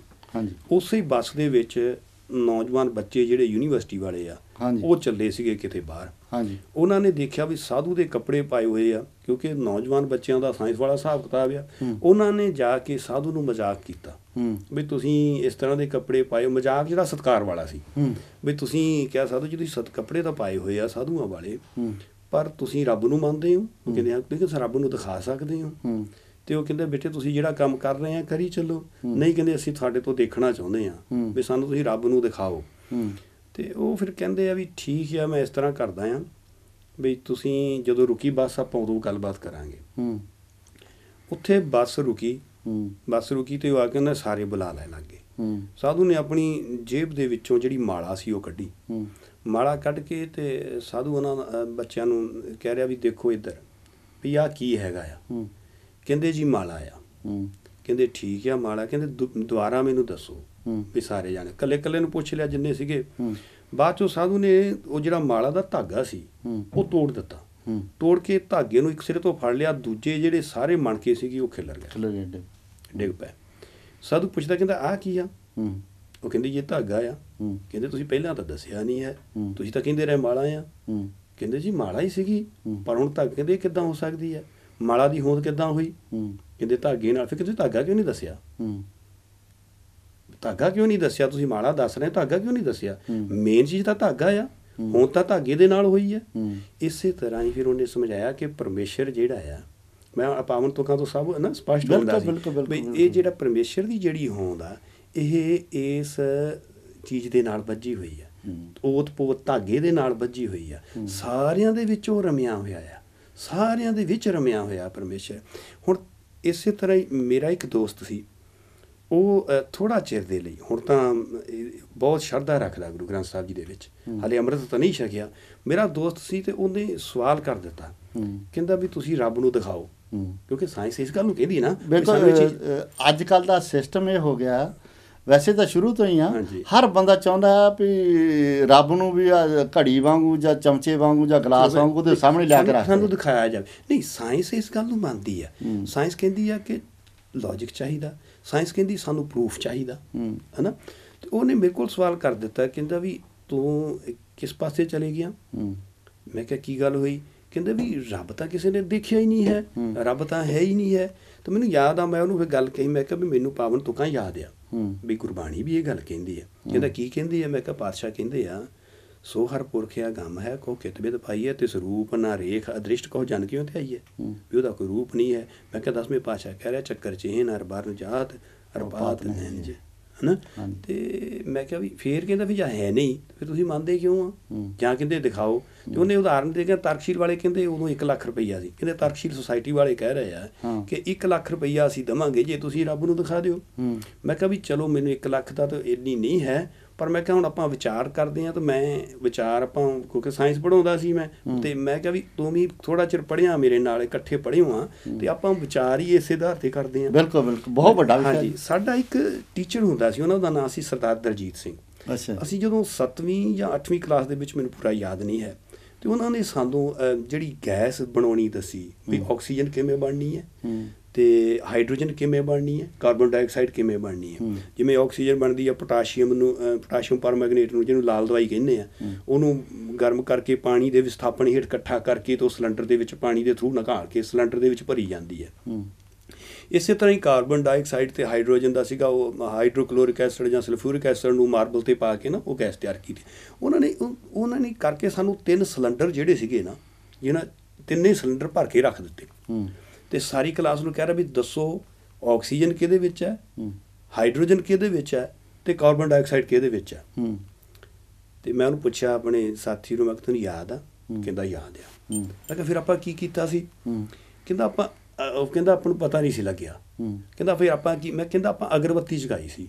ਫਿਰ ਕਹਿੰਦਾ ਅਗਰਬੱਤੀ ਲੈ ਕੇ ਕਹਿੰਦਾ ਆਪਾਂ ਗਏ ਸੀ, ਤੇ ਇੱਕ ਦੇ ਵਿੱਚ ਬਹੁਤ ਜ਼ਿਆਦਾ ਜਲਦੀ ਬਲ ਗਈ, ਇੱਕ ਦੇ ਵਿੱਚ ਉੱਦਾਂ ਅੱਗ ਲੱਗ ਗਈ ਉਹਨੂੰ, ਇੱਕ ਦੇ ਵਿੱਚ ਧਮਾਕੇ ਨਾਲ ਅੱਗ ਲੱਗ ਗਈ, ਇੱਕ ਦੇ ਵਿੱਚ ਜਾ ਕੇ ਬੁਝ ਗਈ ਉਹ। ਮੈਂ ਕਿਹਾ ਇਹੀ ਚੀਜ਼ ਆ। ਕਹਿੰਦਾ ਮੈਨੂੰ ਨਹੀਂ ਸਮਝ ਪਈ। ਮੈਂ ਕਿਹਾ ਦੇਖ, 3 ਇਨਵਿਜ਼ੀਬਲ ਆ, ਦਿਸਦੇ ਤਾਂ ਹੈ ਨਹੀਂ, ਦਿਸਦੇ ਤਾਂ ਹੈ ਨਹੀਂ ਉਹ। ਹੁਣ 3 ਇਨਵਿਜ਼ੀਬਲ ਸੀਗੇ, ਤੇ ਉਹ ਗੈਸਾਂ ਉਹਦੇ ਵਿੱਚ ਸਾਨੂੰ ਪਤਾ ਨਹੀਂ ਵੀ ਕਿਹਦੇ 'ਚ ਹਾਈਡਰੋਜਨ ਆ, ਕਿਹਦੇ 'ਚ ਆਕਸੀਜਨ ਆ, ਕਿਹਦੇ 'ਚ ਕਾਰਬਨ ਡਾਈਆਕਸਾਈਡ ਆ। ਜਿਹੜੀ ਆਕਸੀਜਨ ਵਾਲਾ ਸੀ ਜਦੋਂ ਉਹਦੇ 'ਚ ਲੈ ਕੇ ਗਏ ਆ, ਤੇ ਉਹ ਅਗਰਬੱਤੀ ਬਲ ਗਈ। ਜਦੋਂ ਕਾਰਬਨ ਡਾਈਆਕਸਾਈਡ ਵਾਲੇ 'ਚ ਲੈ ਕੇ ਗਏ ਆ ਤੇ ਉਹ ਬੁਝ ਗਈ, ਜਦੋਂ ਹਾਈਡਰੋਜਨ ਵਾਲੇ 'ਚ ਲੈ ਕੇ ਗਏ ਉਹ ਭਵਾਕੀ ਨਾਲ ਬਲ ਗਈ। ਤੇ ਉਹਨੇ ਫਿਰ ਦੱਸਿਆ ਵੀ ਇਹ ਤਰੀਕਾ ਆ ਲੱਭਣ ਦਾ। ਫਿਰ ਮੈਂ ਉਹਨੂੰ ਹੋਰ ਵੀ ਐਕਸਪੈਰੀਮੈਂਟ ਦੱਸੇ, ਜਿਹਦਾ ਲਾਈਮ ਵਾਟਰ ਦੇ ਵਿੱਚੋਂ ਦੀ ਦੁਧੀਆ ਹੋ ਜਾਣਾ ਜਾਂ ਮੈਂ ਕਹਿੰਦਾ ਹਾਂ, ਪਰ ਕਹਿੰਦਾ ਇਹਦੇ ਨਾਲ ਰੱਬ ਦਾ ਕੀ ਸੰਬੰਧ? ਮੈਂ ਕਿਹਾ ਇਹਦੇ ਨਾਲ ਤਾਂ ਸੰਬੰਧ ਆ। ਮੈਂ ਕਿਹਾ ਦੇਖ, ਆਕਸੀਜਨ ਬਣਾਉਣ ਲਈ, ਕਾਰਬਨ ਡਾਈਆਕਸਾਈਡ ਬਣਾਉਣ ਲਈ ਸਾਨੂੰ ਲੈਬੋਰਟਰੀ ਚਾਹੀਦੀ ਆ, ਸਾਨੂੰ ਆਪਰੇਟਰਸ ਚਾਹੀਦਾ ਆ, ਸਾਨੂੰ ਸਮਾਨ ਚਾਹੀਦਾ ਆ, ਫਿਰ ਹੀ ਅਸੀਂ ਦਰਸਾ ਸਕਾਂਗੇ ਕਿ ਪਰਮੇਸ਼ਰ ਦੀ ਹੋਂਦ। ਤੂੰ ਮੈਨੂੰ ਦੇ ਇਹ ਸਮਾਨ। ਕਹਿੰਦਾ ਲੈ ਲਾ ਜਿਹੜੇ ਚੀਜ਼ ਚਾਹੀਦਾ। ਮੈਂ ਕਿਹਾ ਦੇਖ, ਹੁਣ ਮੈਂ ਤੈਨੂੰ ਇੱਕ ਸਾਖੀ ਸੁਣਾਉਣਾ ਆ। ਉਹ ਸਾਖੀ ਸੀਗੀ ਧੰਨ ਗੁਰੂ ਨਾਨਕ ਪਾਤਸ਼ਾਹ ਜੀ ਜਦੋਂ ਦਸਤਗੀਰ ਦੇ ਕੋਲ ਗਏ ਆ। ਸੱਚੇ ਪਾਤਸ਼ਾਹ ਜਿੱਥੇ ਵੀ ਗਏ ਆ ਨਾ, ਦਲੀਲ ਗੱਲ ਕੀਤੀ ਉਹਨਾਂ ਨੇ। ਮੈਂ ਕਹਿੰਦਾ ਐਦਾਂ ਦਾ ਰਹਿਬਰ, ਜੇ ਅੱਜ ਸਾਰੇ ਧਾਰਮਿਕ ਜਿਹੜੇ ਸਕੋਲਰ ਆ ਨਾ, ਜੇ ਅੱਜ ਮਤਲਬ ਧਰਮ ਤੋਂ ਥੋੜ੍ਹਾ ਜਿਹਾ ਉੱਪਰ ਉੱਠ ਕੇ ਇਹ ਨਿਰਣਾ ਕਰਨ ਵੀ ਕਿਸ ਧਰਮ ਦੇ ਵਿੱਚ ਜ਼ਿਆਦਾ ਸਰਲਤਾ ਸਪਸ਼ਟਤਾ ਹੈ, ਤਾਂ ਮੇਰਾ ਦਾਅਵਾ ਇਸ ਚੀਜ਼ ਦਾ ਕਿ ਸਾਰੇ ਕਹਿਣਗੇ ਕਿ ਸਿੱਖ ਧਰਮ ਦੇ ਵਿੱਚ ਸਰਲਤਾ। ਮੈਂ ਨਹੀਂ ਕਹਿੰਦਾ ਵੀ ਸੁਪਰੀਮ ਹੈ, ਸੁਪਰੀਮ, ਪਰ ਮੈਂ ਇੱਥੇ ਆਪ ਜੀ ਨੂੰ ਰੋਕਦਾ। ਜਿਹੜੀ ਤੁਸੀਂ ਪਹਿਲਾਂ ਗੱਲ ਕੀਤੀ ਸੀ ਕਿ ਅਮਰੀਕਾ ਦੀ ਜਿੱਥੇ ਸਾਇੰਸ ਦੀ ਰਿਸਰਚ ਹੁੰਦੀ ਆ, ਉੱਥੇ ਦੁਨੀਆ ਦੇ ਸਾਰੇ ਧਰਮ ਗ੍ਰੰਥ ਉੱਤੇ ਪਏ ਆ ਜੀ। ਔਰ ਆਪਣੇ ਸਿੰਘ ਉੱਥੇ ਜਾ ਕੇ ਦੇਖਿਆ ਉਹਨਾਂ ਨੇ। ਠੀਕ ਹੈ ਜੀ। ਉਹਨਾਂ ਨੇ ਸ੍ਰੀ ਗੁਰੂ ਗ੍ਰੰਥ ਸਾਹਿਬ ਜੀ ਨੂੰ ਉਸ ਲੈਬੋਰਟਰੀ ਸਭ ਤੋਂ ਉਤਲੀ ਮੰਜ਼ਿਲ 'ਤੇ ਰੱਖਿਆ ਅਤੇ ਉਹ ਗੁਰੂ ਮਹਾਰਾਜ ਦਾ ਪ੍ਰਕਾਸ਼ ਕਰਕੇ ਰੱਖਿਆ, ਉਹਦੀ ਬਾਰੀ 'ਚ ਨਹੀਂ ਰੱਖਿਆ। ਅਤੇ ਉੱਥੇ ਉਹਨਾਂ ਨੂੰ ਪੁੱਛਿਆ ਗਿਆ ਵੀ ਇੱਥੇ ਬਾਕੀ ਧਰਮਾਂ ਦੇ ਗ੍ਰੰਥ ਵੀ ਤੁਸੀਂ ਰੱਖਿਆ, ਪਰ ਗੁਰੂ ਗ੍ਰੰਥ ਸਾਹਿਬ ਜੀ ਨੂੰ ਇੱਥੇ ਸਪੀਰੀਅਸ ਕਿਉਂ ਰੱਖਿਆ? ਉਹ ਕਹਿੰਦੇ ਸਾਨੂੰ ਇਹਦੇ ਵਿੱਚੋਂ ਬਹੁਤ ਗਿਆਨ ਲੱਭ ਰਿਹਾ, ਜਿਹਦੀ ਅਸੀਂ ਖੋਜ ਕਰਨ ਦੀ ਕੋਸ਼ਿਸ਼ ਕਰਦੇ ਹਾਂ, ਅਤੇ ਸਾਡੇ ਮਨ ਵਿੱਚ ਵੀ ਜਿਹਦੇ ਤੋਂ ਅਸੀਂ ਖੋਜ ਕਰਦੇ ਹਾਂ ਉਹਦੇ ਪ੍ਰਤੀ, ਭਾਵੇਂ ਅਸੀਂ ਗੁਰੂ ਕਰਕੇ ਨਹੀਂ ਕਰ ਰਹੇ, ਪਰ ਉਹਦੇ ਪ੍ਰਤੀ ਫਿਰ ਵੀ ਸਤਿਕਾਰ ਹੈ ਕਿ ਉੱਥੋਂ ਅਸੀਂ ਕੁਛ ਸਾਨੂੰ ਗਿਆਨ ਪ੍ਰਾਪਤ ਹੋ ਰਿਹਾ। ਬਿਲਕੁਲ ਸਹੀ ਗੱਲ ਆ। ਅਤੇ ਉਹ ਜੇ ਹੁਣ ਆਪਾਂ ਕਰੀ, ਸਾਇੰਸ ਦੇ ਕੋਲ ਵੀ ਲੌਜਿਕ ਆ, ਹਾਂ, ਸਿੱਖ ਧਰਮ ਦੇ ਕੋਲ ਵੀ ਲੌਜਿਕ ਆ। ਬਿਨਾਂ ਦਲੀਲ ਤੋਂ ਆਪਾਂ ਗੱਲ ਕਿਤੇ ਨਹੀਂ ਕੀਤੀ। ਗੁਰੂ ਸਾਹਿਬਾਂ ਨੇ ਦਲੀਲ ਤੋਂ ਬਿਨਾਂ ਕਿਤੇ ਗੱਲ ਨਹੀਂ ਹੋਈ। ਪੀਰ ਦਸਤਗੀਰ ਜੀ ਨੇ ਪੁੱਛਿਆ, ਜਦੋਂ ਗੁਰੂ ਨਾਨਕ ਪਾਤਸ਼ਾਹ ਨੇ ਉੱਥੇ ਪਾਤਾਲ ਲੱਖ ਆਗਾਸ਼ ਦੀ ਗੱਲ ਕੀਤੀ ਹੈ, ਉਹ ਕਹਿੰਦੇ ਵੀ ਇਹ ਸਾਨੂੰ ਇਤਰਾਜ਼ ਆ, ਤੁਸੀਂ ਸਾਡੇ ਰਹਿਬਰ, ਸਾਨੂੰ ਤੁਹਾਡੇ 'ਤੇ ਮਾਣ ਵੀ ਆ, ਆਓ ਆਪਾਂ ਵਿਚਾਰ ਕਰਨੀ ਚਾਹੁੰਦੇ ਹਾਂ। ਗੁਰੂ ਸਾਹਿਬ ਉਹਦੇ ਦਰਬਾਰ ਦੇ ਵਿੱਚ ਗਏ। ਦਸਤਗੀਰ ਪੀਰ ਜਿਹੜਾ ਸੀ ਉਹਦਾ ਰਾਜਿਆਂ ਵਾਲਾ ਠਾਠ ਬਾਠ ਸੀ, ਉਹ ਰਾਜਿਆਂ ਵਾਲੀ ਕੁਰਸੀ 'ਤੇ ਬੈਠਾ ਆ। ਗੁਰੂ ਸਾਹਿਬ ਜੀ ਫਕੀਰਾਂ ਵਾਲਾ ਲਿਬਾਸ ਸੀ। ਸਤਿਗੁਰੂ ਜੀ ਬਿਲਕੁਲ ਉਹਦੇ ਸਾਹਮਣੇ ਬੈਠ ਗਏ। ਵਿਚਾਰ ਚਰਚਾ ਕਹਿੰਦੇ ਕਰ ਵੀ ਦਸਤਗੀਰ ਕੀ ਪੁੱਛਣਾ ਚਾਹੁੰਦਾ? ਦਸਤਗੀਰ ਕਹਿੰਦਾ ਜੀ ਮੇਰੇ 3 ਸਵਾਲ ਆ। 3 ਸਵਾਲ ਆ। ਪਹਿਲੀ ਇਹ ਗੱਲ ਕਿ ਪਰਮਾਤਮਾ ਤੋਂ ਪਹਿਲਾਂ ਕੀ ਸੀ। ਦੂਸਰਾ ਮੇਰਾ ਸਵਾਲ ਹੈ ਕਿ ਪਰਮਾਤਮਾ ਕਿਵੇਂ ਮਿਲਦਾ ਹੈ। ਤੀਸਰਾ ਮੇਰਾ ਸਵਾਲ ਹੈ ਕਿ ਰੱਬ ਕੀ ਕੁਝ ਕਰ ਸਕਦਾ ਹੈ। ਅਤੇ ਗੁਰੂ ਨਾਨਕ ਪਾਤਸ਼ਾਹ ਕਹਿੰਦੇ ਠੀਕ ਹੈ। ਗੁਰੂ ਨਾਨਕ ਪਾਤਸ਼ਾਹ ਕਹਿੰਦੇ ਗਿਣਤੀ ਲਈ ਮੋਹਰਾਂ ਲੈ ਕੇ ਆ। ਉਹਨੇ ਮੋਹਰਾਂ ਲਿਆਂਦੀਆਂ ਅਤੇ ਕਹਿੰਦੇ ਪੀਰ ਜੀ ਇਹਨੂੰ ਗਿਣਨਾ ਸ਼ੁਰੂ ਕਰੋ। ਜਦੋਂ ਪੀਰ ਨੇ ਗਿਣਨੀਆਂ ਸ਼ੁਰੂ ਕੀਤੀਆਂ, ਉਹਨੇ ਆਪਣੀ ਗਿਣਤੀ ਦੇ ਵਿੱਚ, ਚਲੋ ਆਪਾਂ ਨੂੰ ਪਤਾ ਨਹੀਂ, ਗੁਰੂ ਨਾਨਕ ਪਾਤਸ਼ਾਹ ਨੇ ਤਾਂ ਉਸੇ ਭਾਸ਼ਾ 'ਚ ਗੱਲ ਕੀਤੀ ਹੋਣੀ ਹੈ। ਇਹ ਉਹ ਕਿਹਾ 1 2 3, ਜਦੋਂ ਕੀਤਾ ਤਾਂ ਗੁਰੂ ਨਾਨਕ ਪਾਤਸ਼ਾਹ ਕਹਿੰਦੇ ਨਹੀਂ, ਤੁਸੀਂ ਦੁਬਾਰਾ ਸ਼ੁਰੂ ਕਰੋ। ਉਹਨੇ ਫਿਰ ਦੁਬਾਰਾ ਸ਼ੁਰੂ ਕੀਤੀ, ਕਹਿੰਦੇ ਨਹੀਂ। ਜਦੋਂ 1 ਕਿਹਾ ਨਾ ਉਹਨੇ, ਪਹਿਲਾ ਬੋਲਿਆ ਅੰਕ, ਅਤੇ ਗੁਰੂ ਪਾਤਸ਼ਾਹ ਕਹਿੰਦੇ ਰੁਕ ਜਾ, ਕਹਿੰਦੇ ਇੱਥੋਂ ਨਹੀਂ, ਇਸ ਤੋਂ ਪਹਿਲਾਂ ਸ਼ੁਰੂ ਕਰ। ਕਹਿੰਦੇ ਜਿਸ ਤੋਂ ਪਹਿਲਾਂ ਕਿਵੇਂ ਸ਼ੁਰੂ ਹੋ ਸਕਦੀ ਹੈ, ਗਿਣਤੀ ਤਾਂ 1 ਤੋਂ ਹੀ ਸ਼ੁਰੂ ਹੋਣੀ ਹੈ। ਅਤੇ ਪਾਤਸ਼ਾਹ ਕਹਿੰਦੇ ਇਸ ਤਰ੍ਹਾਂ ਉਸ ਵਾਹਿਗੁਰੂ ਜੀ ਦੇ ਸੰਬੰਧ ਦੇ ਵਿੱਚ ਜਦੋਂ ਤੋਂ ਹੋਂਦ ਬਣੀ ਹੈ ਉਦੋਂ ਤੋਂ ਹੀ ਦੱਸਿਆ ਜਾ ਸਕਦਾ, ਉਸ ਤੋਂ ਪਹਿਲਾਂ ਕੋਈ ਗੱਲ ਨਹੀਂ। ਜਾ ਕਰਤਾ ਸ੍ਰਿਸ਼ਟੀ ਕੋ ਸਾਜੇ ਆਪੇ ਜਾਣੇ ਸੋਈ, ਫਿਰ ਤਾਂ ਉਹੀ ਜਾਣਦਾ ਹੈ।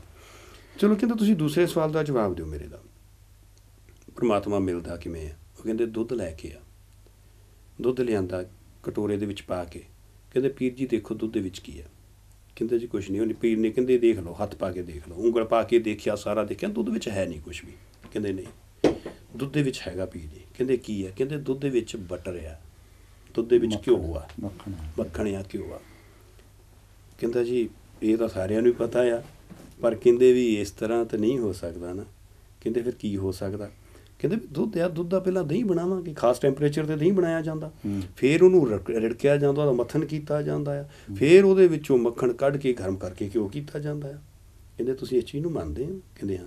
ਗੁਰੂ ਨਾਨਕ ਪਾਤਸ਼ਾਹ ਕਹਿੰਦੇ ਪਰਮੇਸ਼ਰ ਦੇ ਲਈ ਵੀ ਇਹੀ ਕੰਮ ਕਰਨਾ ਪੈਣਾ ਹੈ, ਆਰਾਧਨਾ ਕਰਨੀ ਪੈਣੀ, ਉਹਦੇ ਲਈ ਵੀ ਜਾਗ ਲਾਉਣਾ ਪੈਣਾ, ਉਹਦੇ ਲਈ ਵੀ ਰਿੜਕਣਾ ਪੈਣਾ ਆ, ਫਿਰ ਜਾ ਕੇ ਮੱਖਣ ਨਿਕਲਣਾ ਆ। ਮੱਖਣ ਨੂੰ ਗਰਮ ਕਰਾਂਗੇ ਫਿਰ ਘਿਓ ਮਿਲਣਾ ਹੈ। ਸੋ ਕਹਿਣ ਤੋਂ ਭਾਵ ਇੱਕ ਉਦਾਹਰਨ ਦਿੱਤੀ ਹੈ। ਸੇਮ ਮੈਂ ਆਪਣੇ ਨੌਜਵਾਨ ਸਾਥੀ ਨੂੰ ਕਿਹਾ ਵੀ ਇਹ ਉਦਾਹਰਨ ਉਹਦੇ ਨਾਲ ਮਿਲਦੀ ਹੈ ਨਾ, ਉੱਥੇ ਵੀ ਚੀਜ਼ ਚਾਹੀਦੀ ਹੈ। ਜੇ ਇਹ ਚੀਜ਼ ਮੱਖਣ ਬਣਾਉਣ ਦੇ ਲਈ, ਘਿਓ ਬਣਾਉਣ ਦੇ ਲਈ ਸਾਨੂੰ ਕਿੰਨਾ ਕੁਛ ਚਾਹੀਦਾ ਆ।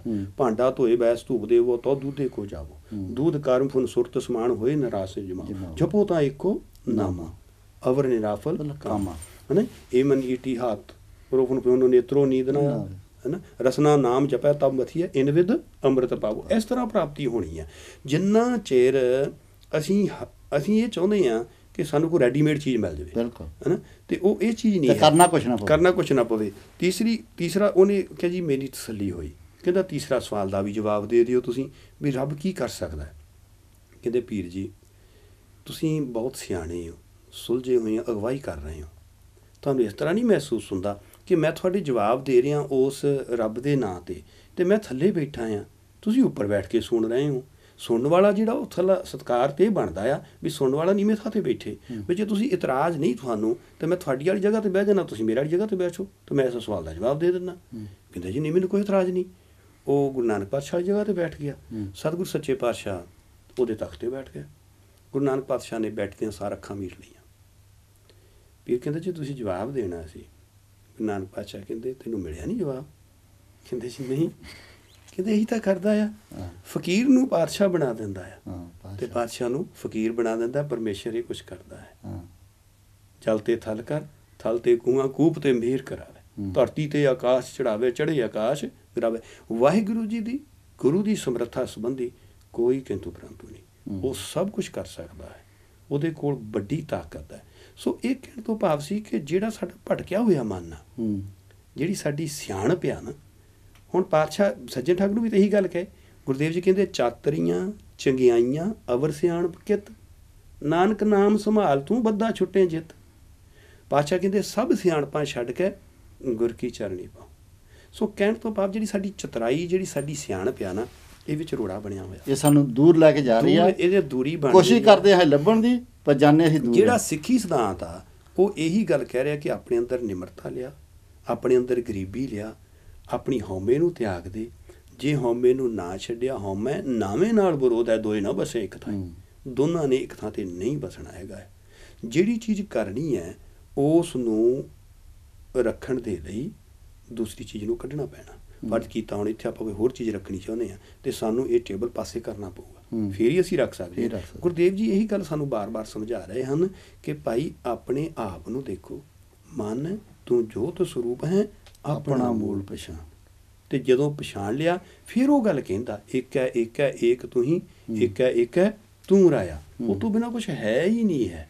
ਅਤੇ ਉਹ ਜਿਹਨੂੰ ਇਹ ਸਮਝ ਪੈ ਗਈ ਆ, ਜਿਹਨੂੰ ਇੱਕ ਦੀ ਸਮਝ ਪੈ ਗਈ ਨਾ, ਏਕੋ ਜਪ ਏਕੋ ਸਾਲਾਹੇ, ਏਕ ਸਿਮਰ ਏਕੋ ਮਨ ਆਏ, ਏਕ ਅਸਕੇ ਗੁਣ ਗਾਓ ਅਨੰਤ ਮਨ ਤਨ ਜਾਪ, ਏਕ ਭਗਵੰਤ। ਜਿਹਨੂੰ ਇਸ ਗੱਲ ਦੀ ਸਮਝ ਪੈ ਗਈ ਨਾ, ਉਹਦੇ ਅੰਦਰ ਟਿਕਾਊ ਬਣ ਜਾਣਾ, ਉਹਦੇ ਅੰਦਰ ਸਥਿਰਤਾ ਬਣ ਜਾਣੀ। ਅੱਜ ਜਿਹੜਾ ਸੁੱਖ ਲੱਭਦੇ ਅਸੀਂ, ਸੁੱਖ ਜਿਹੜਾ ਆ ਪੈਸੇ ਨਾਲ ਨਹੀਂ ਹੈ।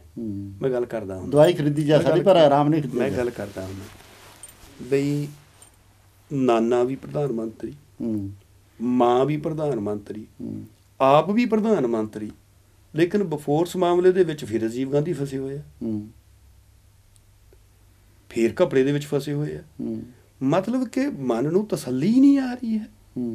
ਜਿੰਨਾ ਸੁੱਖ ਨਾਹੀਂ ਬਹੁਤਾ ਧਨ ਖੱਟ ਹੈ, ਸੁੱਖ ਨਾਹੀਂ ਪੇਖੈ ਨਿਤਰਾਟ, ਸੁੱਖ ਨਾਹੀਂ ਬਹੁ ਦੇਸ਼ ਕਮਾਏ, ਸਰਬ ਸੁਖਾ ਹਰ ਹਰ ਗੁਣ ਗਾਏ। ਜਿਹਨੂੰ ਇਹ ਗੱਲ ਸਮਝ ਪੈ ਗਈ, ਸੁੱਖ ਉਹਨੂੰ ਮਿਲਣਾ। ਮੈਂ ਪਿਛਲੇ ਵੀਕ ਦੇ ਵਿੱਚ ਇੱਕ ਪ੍ਰੋਗਰਾਮ ਕੀਤਾ ਐਸੇ ਤੂੰ ਹੀ ਤੂੰ ਦੇ ਉੱਤੇ, ਅਤੇ ਉਹਦੇ ਵਿੱਚ ਆਹ ਹੀ ਮੈਂ ਕੁਛ ਉਦਾਹਰਨਾਂ ਦਿੱਤੀਆਂ ਕਿ ਅੱਜ ਦੇ ਸਮੇਂ ਦੇ ਵਿੱਚ ਆਪਾਂ ਪਿਛਲੇ ਇਤਿਹਾਸ ਨੂੰ ਜਾਣਦੇ ਹੀ ਹਾਂ। ਅੱਜ ਦੇ ਸਮੇਂ ਦੇ ਵਿੱਚ ਅਸੀਂ ਆਪਣੀਆਂ ਅੱਖਾਂ ਦੇ ਨਾਲ ਦੇਖਿਆ ਸਦਾਮ ਹੁਸੈਨ ਜਿਹੜਾ ਇੱਕ ਮੁਲਕ ਦਾ ਪੂਰਾ ਡਿਕਟੇਟਰ ਰਾਜਾ, ਔਰ ਜਿਹਦੇ ਰਾਜ ਦੇ ਵਿੱਚ ਜੋ ਚਾਹਵੇ, ਜਿਹਨੂੰ ਚਾਹਵੇ ਚੁਰਾਹੇ 'ਚ ਖੜ੍ਹ ਕੇ ਗੋਲੀ ਮਾਰ ਦਿੰਦਾ ਸੀ। ਬਿਲਕੁਲ ਸਜਾ ਦਿੰਦੇ ਸੀ। ਜਿਹਦੇ ਮਰਜ਼ੀ ਧੀ ਭੈਣ ਨੂੰ ਆਪਣੇ ਘਰ ਲਿਜਾ ਕੇ ਰੱਖ ਲੈਂਦਾ ਸੀ। ਮਤਲਬ ਜੋ ਵੀ ਚਾਹਵੇ ਉਹ ਕਰ ਲੈਂਦਾ ਸੀ। ਇੰਨੀ ਦੌਲਤ ਸੀ ਉਹਦੇ ਕੋਲ ਜਿਹਦਾ ਕੋਈ ਗਿਣਤੀ ਵੀ ਨਹੀਂ ਕੀਤੀ ਜਾ ਸਕਦੀ। ਪਰ ਅਸੀਂ ਆਪਣੀਆਂ ਅੱਖਾਂ ਦੇ ਨਾਲ ਦੇਖਿਆ ਉਹਦੇ ਘਰ ਦੇ ਵਿੱਚ, ਉਹਦੇ ਮਹਿਲਾਂ ਦੇ ਵਿੱਚ, ਉਹਦੇ ਐਸ਼ੋ ਆਰਾਮ ਦੇ ਵਿੱਚ ਕਿਹੜੀ ਬੁਰੀ ਹਾਲਤ ਦੇ ਨਾਲ ਉਹਨੂੰ ਮੌਤ ਆਈ, ਅਤੇ ਉਹਦੀ ਲਾਸ਼ ਵੀ ਚੱਕਣ ਕੋਈ ਨਹੀਂ ਆਇਆ। ਬਿਲਕੁਲ ਬਿਲਕੁਲ। ਅਤੇ ਇਹ ਸਾਰਾ ਕੁਛ ਜੋ ਕੁਛ ਵੀ ਅਸੀਂ ਦੇਖਦੇ ਹਾਂ, ਜੇ ਉਹ ਸੁੱਖ ਜਿਹੜਾ ਸਦੀਵੀ ਸੁੱਖ ਆ, ਉਹ ਇਹ ਮਾਇਆ ਨਾਲ ਮਿਲਦਾ ਹੁੰਦਾ ਤਾਂ ਉਹ ਇਸ ਤਰੀਕੇ ਨਾਲ ਨਹੀਂ ਸੀ ਮਰਦਾ। ਸੁੱਖ ਜਿਹੜਾ ਨਾ, ਸੁੱਖ ਤੇ ਟਿਕਾਊ ਨਾ ਮਿਲਣਾ। ਹਾਂ, ਟਿਕਾਊ ਤੋਂ ਬਿਨਾਂ ਸੁੱਖ ਨਹੀਂ ਹੈ। ਅਤੇ ਜਿਹੜਾ ਟਿਕਾਊ ਆ ਉਹ ਨਾਮ ਸਿਮਰਨ ਬਾਣੀ ਤੋਂ ਬਿਨਾਂ ਆਉਣਾ ਨਹੀਂ ਹੈ। ਉਹਦੇ ਲਈ ਮਸ਼ੱਕਤ ਕਰਨੀ ਪੈਣੀ ਗੁਰੂ ਤੋਂ ਬਿਨਾਂ ਜਾ ਕੇ, ਕਿਉਂਕਿ ਗਿਆਨ ਨਾਲ ਟਿਕਾਊ ਹੋਣਾ। ਜਿਸ ਚੀਜ਼ ਦਾ ਤੁਹਾਨੂੰ ਗਿਆਨ ਹੈ ਨਾ, ਟਿਕਾਊ ਉਹਦੇ ਨਾਲ ਬਣਦਾ ਆ। ਜੇ ਰੁਚੀ ਤੁਹਾਡੀ ਉਹਦੇ ਨਾਲ ਬਣਦੀ ਹੈ। ਟਿਕਾਊ ਅਤੇ ਰੁਚੀ ਦਾ ਬੜਾ ਸੰਬੰਧ ਹੈ। ਟਿਕਾਊ ਤਾਂ ਬਣੂਗਾ ਜੇ ਰੁਚੀ ਹੈਗੀ ਹੈ ਜਾਂ ਸਵਾਦ ਆਉਂਦਾ ਆ। ਜੇ ਰੁਚੀ ਜਾਂ ਸਵਾਦ ਆਉਣੀ ਹੈ, ਟਿਕਾਊ ਤਾਂ ਬਣਨਾ ਆ ਜੇ ਤੁਹਾਡੇ ਕੋਲ ਗਿਆਨ ਆ। ਅਤੇ ਪਾਤਸ਼ਾਹ ਪਰ ਅੱਜ ਇੱਥੇ ਸਵਾਦ ਵਾਲੀ ਗੱਲ ਤੁਸੀਂ ਕੀਤੀ ਆ। ਹਾਂਜੀ, ਜੇ ਆਪਾਂ ਦੇਖੀਏ ਚੀਜ਼ਾਂ ਸਾਡੇ ਕੋਲ 1000 ਚੀਜ਼ ਪਈ ਆ ਸਵਾਦ, ਵੱਧ ਤੋਂ ਵੱਧ ਸਵਾਦ ਵਾਲੀ, ਹੈ ਨਾ। ਪਰ ਜੇ ਸਾਨੂੰ ਭੁੱਖ ਹੀ ਨਹੀਂ ਲੱਗੀ ਤਾਂ ਉਹ ਸਵਾਦ ਵਾਲੀਆਂ ਚੀਜ਼ਾਂ ਵੀ ਸਾਨੂੰ ਸਵਾਦ ਨਹੀਂ ਦੇਣਗੀਆਂ। ਦੇਖੋ ਇਹ ਸਿਰਫ ਖਾਣ ਵਾਲੇ ਨਾਲ ਸੰਬੰਧਿਤ ਆ। ਭੁੱਖ ਲੱਗਣੀ ਨਹੀਂ, ਇਹ ਸਿਰਫ ਖਾਣ ਵਾਲੀ ਚੀਜ਼ ਨਾਲ ਸੰਬੰਧਿਤ ਦੱਸ ਰਹੇ ਤੁਸੀਂ। ਲੇਕਿਨ ਕਈ ਚੀਜ਼ਾਂ ਖਾਂਦੇ ਨਹੀਂ ਆ। ਅੱਖਾਂ ਨਾਲ ਸਵਾਦ ਲੈ ਰਹੇ ਆ, ਕੰਨਾਂ ਨਾਲ ਸਵਾਦ ਲੈ ਰਹੇ ਆ, ਸੁਗੰਧੀ ਦਾ ਸਵਾਦ ਲੈ ਰਹੇ ਆ। ਕਈ ਸਵਾਦ ਇੱਦਾਂ ਦੇ ਹੈਗੇ ਆ ਜਿਹੜੇ ਸਾਡੇ 5 ਗਿਆਨ ਇੰਦਰੀ ਲੈ ਰਹੇ ਆ। ਸਪਰਸ਼ ਦਾ ਸਵਾਦ ਲੈ ਰਹੇ ਆ। ਦੇਖੋ 5 ਗਿਆਨ ਇੰਦਰੀਆਂ ਦਾ ਜਿਹੜਾ ਦੋਖ ਆ ਉਹ ਹੈਗਾ ਸ਼ਬਦ, ਸਪਰਸ਼, ਰਸ, ਰੂਪ, ਗੰਧ। ਇਹ 5 ਆ। ਹੁਣ ਇਹਨਾਂ ਰਾਹੀਂ ਅਸੀਂ ਸਵਾਦ ਹੀ ਲੈ ਰਹੇ ਹਾਂ। ਇਸੇ ਸਵਾਦ ਦੇ ਵਿੱਚ ਫਸੇ ਹੋਏ ਟੁੱਟ ਰਹੇ ਹਾਂ। ਇਹਨਾਂ ਦੀ ਸਹੀ ਢੰਗ ਨਾਲ ਵਰਤੋਂ ਕਰਨੀ ਨਾ, ਸਹੀ ਢੰਗ ਨਾਲ। ਜ਼ੁਬਾਨ ਦਾ 2 ਤਰ੍ਹਾਂ ਦਾ ਸਵਾਦ ਹੈ, ਇੱਕ ਖਾਣ ਦਾ, ਇੱਕ ਬੋਲਣ ਦਾ। ਆਪਾਂ ਥੋੜ੍ਹੀ ਦੇਰ ਬਾਅਦ ਇਸੇ ਗੱਲ ਦੇ ਉੱਤੇ ਦੁਬਾਰਾ ਫਿਰ ਪੂਰਾ ਵਿਚਾਰ ਕਰਦੇ ਹਾਂ। ਅਤੇ ਗਿਆਨੀ ਜੀ ਨੇ ਬਹੁਤ ਹੀ ਸੋਹਣੀਆਂ ਵਿਚਾਰਾਂ ਤੂੰ ਦੇ ਪ੍ਰੋਗਰਾਮ ਦੇ ਵਿੱਚ ਦੱਸਿਆ ਕਿ ਕਿੱਦਾਂ ਜਿਹੜੀ ਪਹਿਲੀ ਗੱਲ ਇਹਨਾਂ ਨੇ ਕੀਤੀ ਕਿੰਨੀ ਸਰਲ ਸੀਗੀ। ਉਹ ਸਾਧੂ ਜੀ ਗੱਡੀ ਦੇ ਵਿੱਚ ਬੈਠੇ ਆ, ਬੱਸ ਦੇ ਵਿੱਚ, ਨੌਜਵਾਨਾਂ ਨੇ ਸਵਾਲ ਪੁੱਛਿਆ। ਗੱਲ ਕੁਛ ਨਹੀਂ ਗੀ, ਇੱਕ ਮਾਲਾ ਆ, ਧਾਗਾ ਆ, ਪਰ ਧਾਗੇ ਦੇ ਨਾਲ ਹੀ ਉਹ ਮਾਲਾ ਬਣੀ ਆ। ਜੇ ਧਾਗਾ ਨਾ ਹੁੰਦਾ ਤਾਂ ਮਾਲਾ ਨਹੀਂ ਸੀ ਬਣਦੀ। ਅਤੇ ਉਹ ਜਿਹੜੀ ਸਾਨੂੰ ਦੇਖਣ ਨੂੰ ਉਹ ਮਾਲਾ ਲੱਗਦੀ ਆ, ਪਰ ਜਦੋਂ ਇੱਕ ਪਾਸੇ ਉਹ ਟੁੱਟ ਗਈ ਅਤੇ ਧਾਗਾ ਹੱਥ 'ਚ ਰਹਿ ਗਿਆ, ਮਾਲਾ ਸਾਰੀ ਵਿਖਰ ਗਈ। ਅਤੇ ਜੇ ਅਸੀਂ ਸਾਰੀ ਸ੍ਰਿਸ਼ਟੀ ਦੇ ਵਿੱਚ ਜੋ ਕੁਛ ਵੀ ਵਿਚਰਿਆ, ਚਾਹੇ ਉਹ ਤਾਰੇ ਆ, ਸੂਰਜ ਆ, ਚੰਦ ਆ, ਧਰਤੀ ਆ, ਆਕਾਸ਼, ਜੋ ਕੁਛ ਵੀ ਅਸੀਂ ਦੇਖਦੇ ਹਾਂ, ਹਰ ਚੀਜ਼ ਜਿਹੜੀ ਆ ਉਸ ਅਕਾਲ ਪੁਰਖ ਵਾਹਿਗੁਰੂ ਦੇ ਹੁਕਮ ਦੇ ਵਿੱਚ ਬੱਝੀ ਆ। ਅਤੇ ਜਿਹੜੇ ਉਹ ਹੁਕਮ 'ਚ ਬੱਝੀ ਆ, ਉਸ ਹੁਕਮ ਨੂੰ ਦੇਖਣ ਲਈ, ਉਸ ਅਕਾਲ ਪੁਰਖ ਨੂੰ ਦੇਖਣ ਲਈ ਸਾਨੂੰ ਮੇਰੇ ਖਿਆਲ ਦੇ ਵਿੱਚ ਆਪਣੇ ਆਪ ਉਸ ਮਾਲਾ ਦੇ ਮਣਕੇ ਬਣਨਾ ਪਊਗਾ। ਉਸ ਮਾਲਾ ਦੇ ਮਣਕੇ ਬਣਿਆ ਤੋਂ ਬਗੈਰ ਸਾਨੂੰ ਉਹ ਧਾਗੇ ਦੀ ਪੂਰੀ ਹੋਣ ਦਾ ਪਤਾ ਨਹੀਂ ਲੱਗ ਸਕਦਾ ਵੀ ਉਹ ਵਾਕਿਆ ਹੀ ਸ੍ਰਿਸ਼ਟੀ ਦਾ ਮਾਲਕ ਜਿਹੜਾ ਸਾਰਾ ਕੁਝ ਕਰ ਸਕਦਾ।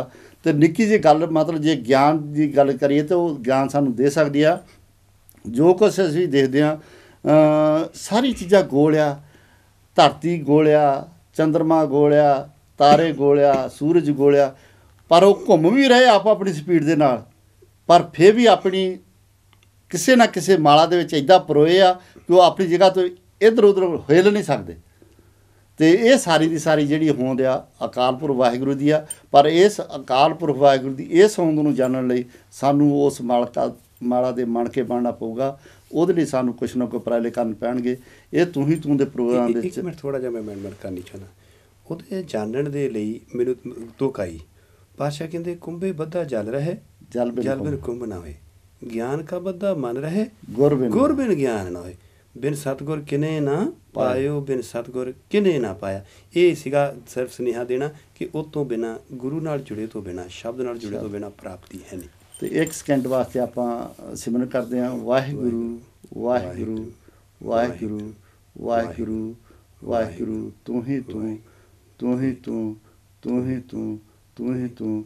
ਵਾਹਿਗੁਰੂ ਤੇਰਾ ਸ਼ੁਕਰ ਹੈ, ਵਾਹਿਗੁਰੂ ਤੇਰਾ ਸ਼ੁਕਰ ਹੈ, ਵਾਹਿਗੁਰੂ ਤੇਰਾ ਸ਼ੁਕਰ ਹੈ। ਕੋਈ ਚੰਗੀ ਗੱਲ ਲੱਗੇ ਤਾਂ ਜ਼ਰੂਰ ਆਪ ਜੀ ਨੇ ਰੱਖ ਲੈਣੀ, ਕੋਈ ਚੰਗੀ ਨਾ ਲੱਗੇ ਤਾਂ ਦਾਸ ਦੀ ਝੋਲੀ ਵਿੱਚ ਪਾ ਦੇਣੀ। ਭੁੱਲਾਂ ਚੁੱਕਾਂ ਦੀ ਖਿਮਾ।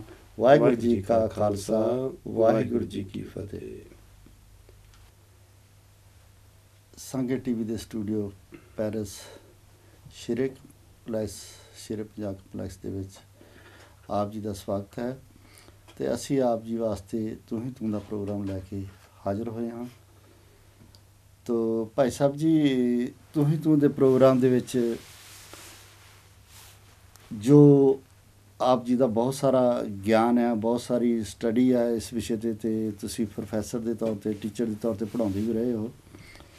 ਤੁਸੀਂ ਗਿਆਨ ਇੰਦਰੀਆਂ ਦੇ ਬਾਰੇ, ਜਿਹੜੀਆਂ ਸਾਡੀਆਂ ਮੁੱਖ 5 ਗਿਆਨ ਇੰਦਰੀਆਂ ਹੈਗੀਆਂ, ਜਿਹੜੇ ਸਾਡੇ ਸਰੀਰ ਦਾ ਇੱਕ ਅਨਮੋਲ ਹਿੱਸਾ ਆ, ਜੇ ਆਪਾਂ ਦੂਏ ਤਰੀਕੇ ਨਾਲ ਕਹੀਏ, ਜੇ 5 ਗਿਆਨ ਇੰਦਰੀਆਂ ਨੂੰ ਅਸੀਂ ਆਪਣੇ ਕੰਟਰੋਲ ਦੇ ਵਿੱਚ ਲਿਆ ਕੇ ਚੱਲੀਏ ਤਾਂ ਅਸੀਂ ਆਪਣੀ ਮੰਜ਼ਿਲ ਤੱਕ ਪਹੁੰਚ ਸਕਦੇ ਹਾਂ। ਤੇ ਜੇ ਇਹਨਾਂ ਵਿੱਚੋਂ ਇੱਕ ਵੀ ਇੰਦਰੀ ਜਿਹੜੀ ਆ ਇੱਧਰ ਉੱਧਰ ਆਪਣੀ ਚਲੇ ਜਾਵੇ ਤੇ ਸਾਡਾ ਜਿਹੜੀ ਮੰਜ਼ਿਲ ਆ ਭਈ ਪ੍ਰਾਪਤ ਮਨੁੱਖ ਦੇ ਹਰੀਆ ਗੋਬਿੰਦ ਮਿਲਨ ਕੀ ਇਹ ਤਰਵਰੀਆ, ਉਹ ਮੰਜ਼ਿਲ ਤੋਂ ਅਸੀਂ ਭਟਕ ਸਕਦੇ ਹਾਂ। ਤੁਸੀਂ ਕਿਹੜੇ ਤਰੀਕੇ ਨਾਲ ਸਾਡੇ ਸਰੋਤਿਆਂ ਨੂੰ ਇਸ ਤੂੰ ਹੀ ਤੂੰ ਦੇ ਪ੍ਰੋਗਰਾਮ ਵਿੱਚ ਇਹਨਾਂ ਦੇ ਬਾਰੇ ਥੋੜ੍ਹਾ ਜਿਹਾ ਵਿਸਤਾਰ ਦੇ ਨਾਲ, ਤਾਂ ਕਿ ਆਪਾਂ ਵਿਚਾਰ ਕਰ ਸਕੀਏ ਆਪਣੇ ਗਿਆਨ ਮੁਤਾਬਕ? ਤੁਸੀਂ ਵਾਹਿਗੁਰੂ ਜੀ ਕਾ ਖਾਲਸਾ, ਵਾਹਿਗੁਰੂ ਜੀ ਕੀ ਫਤਿਹ। ਜਿਸ ਤਰ੍ਹਾਂ ਆਪ ਜੀ ਨੇ ਵਿਚਾਰ ਰੱਖੀ ਆ, ਇਹ ਸਿੱਖੀ ਸਿਧਾਂਤ ਹੈ ਹੀ ਇਹ ਆ। ਪਾਤਸ਼ਾਹ ਨੇ ਇਹੀ ਦੱਸਿਆ ਕਿ ਜਿਹੜਾ ਪਿਛਲਾ ਸਮਾਂ ਆ ਉਹਦੇ ਵਿੱਚ ਅਸੀਂ ਪਤਾ ਨਹੀਂ ਕਿੰਨੇ ਪਾਪ ਕੀਤੇ ਆ, ਕਿਸ ਤਰ੍ਹਾਂ ਦੇ ਕਰਮ ਕੀਤੇ ਆ। ਉਹ ਕਰਮ ਕਰਕੇ ਜਿਹੜਾ ਆ ਸਾਡਾ ਅਗਲਾ ਕਰਮ ਬਣ ਗਿਆ, ਜਿਹਦੇ ਅਨੁਸਾਰ ਅਸੀਂ ਦੁੱਖ ਸੁੱਖ ਦੇ ਭਾਗੀ ਬਣਦੇ ਹਾਂ।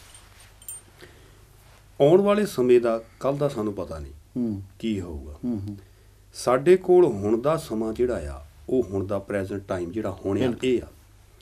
ਗੁਰੂ ਨਾਨਕ ਪਾਤਸ਼ਾਹ ਦੇ ਸਿਧਾਂਤ ਦੇ ਅਨੁਸਾਰ ਜੇ ਅਸੀਂ ਇਸ ਜਿਹੜਾ ਹੁਣ ਦਾ ਸਮਾਂ ਸਾਡੇ ਕੋਲ, ਇਹਨੂੰ ਸਹੀ ਢੰਗ ਨਾਲ ਇਹਦੀ ਵਰਤੋਂ ਕਰ ਲਈਏ, ਤੇ ਜਦੋਂ ਸਹੀ ਢੰਗ ਨਾਲ ਇਹਦੀ ਵਰਤੋਂ ਹੋ ਜੂਗੀ ਤੇ ਆਉਣ ਵਾਲਾ ਜਿਹੜਾ ਸਮਾਂ ਆ ਉਹ ਸਾਡਾ ਸੁਖਮਈ ਹੋਊਗਾ।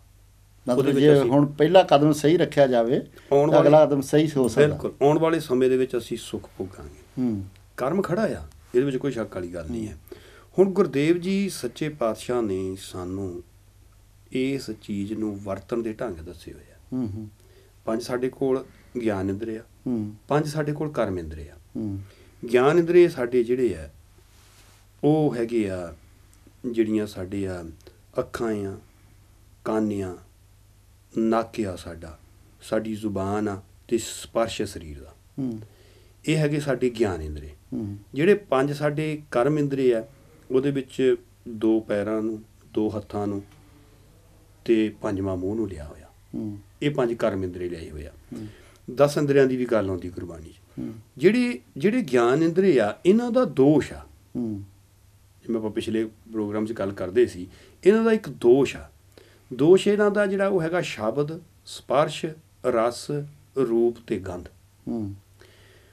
ਹੁਣ ਭਗਤ ਰਵਿਦਾਸ ਜੀ ਪਵਿੱਤਰ ਬਾਣੀ ਆਸਾ ਰਾਗ ਦੇ ਵਿੱਚ ਭਗਤ ਜੀ ਦਾ ਪਾਵਨ ਸ਼ਬਦ ਆ, ਮ੍ਰਿਗ ਮੀਨ ਭਰਿੰਗ ਪਤੰਗ ਕੁੰਚਰ ਏਕ ਦੋਖ ਵਿਨਾਸ਼।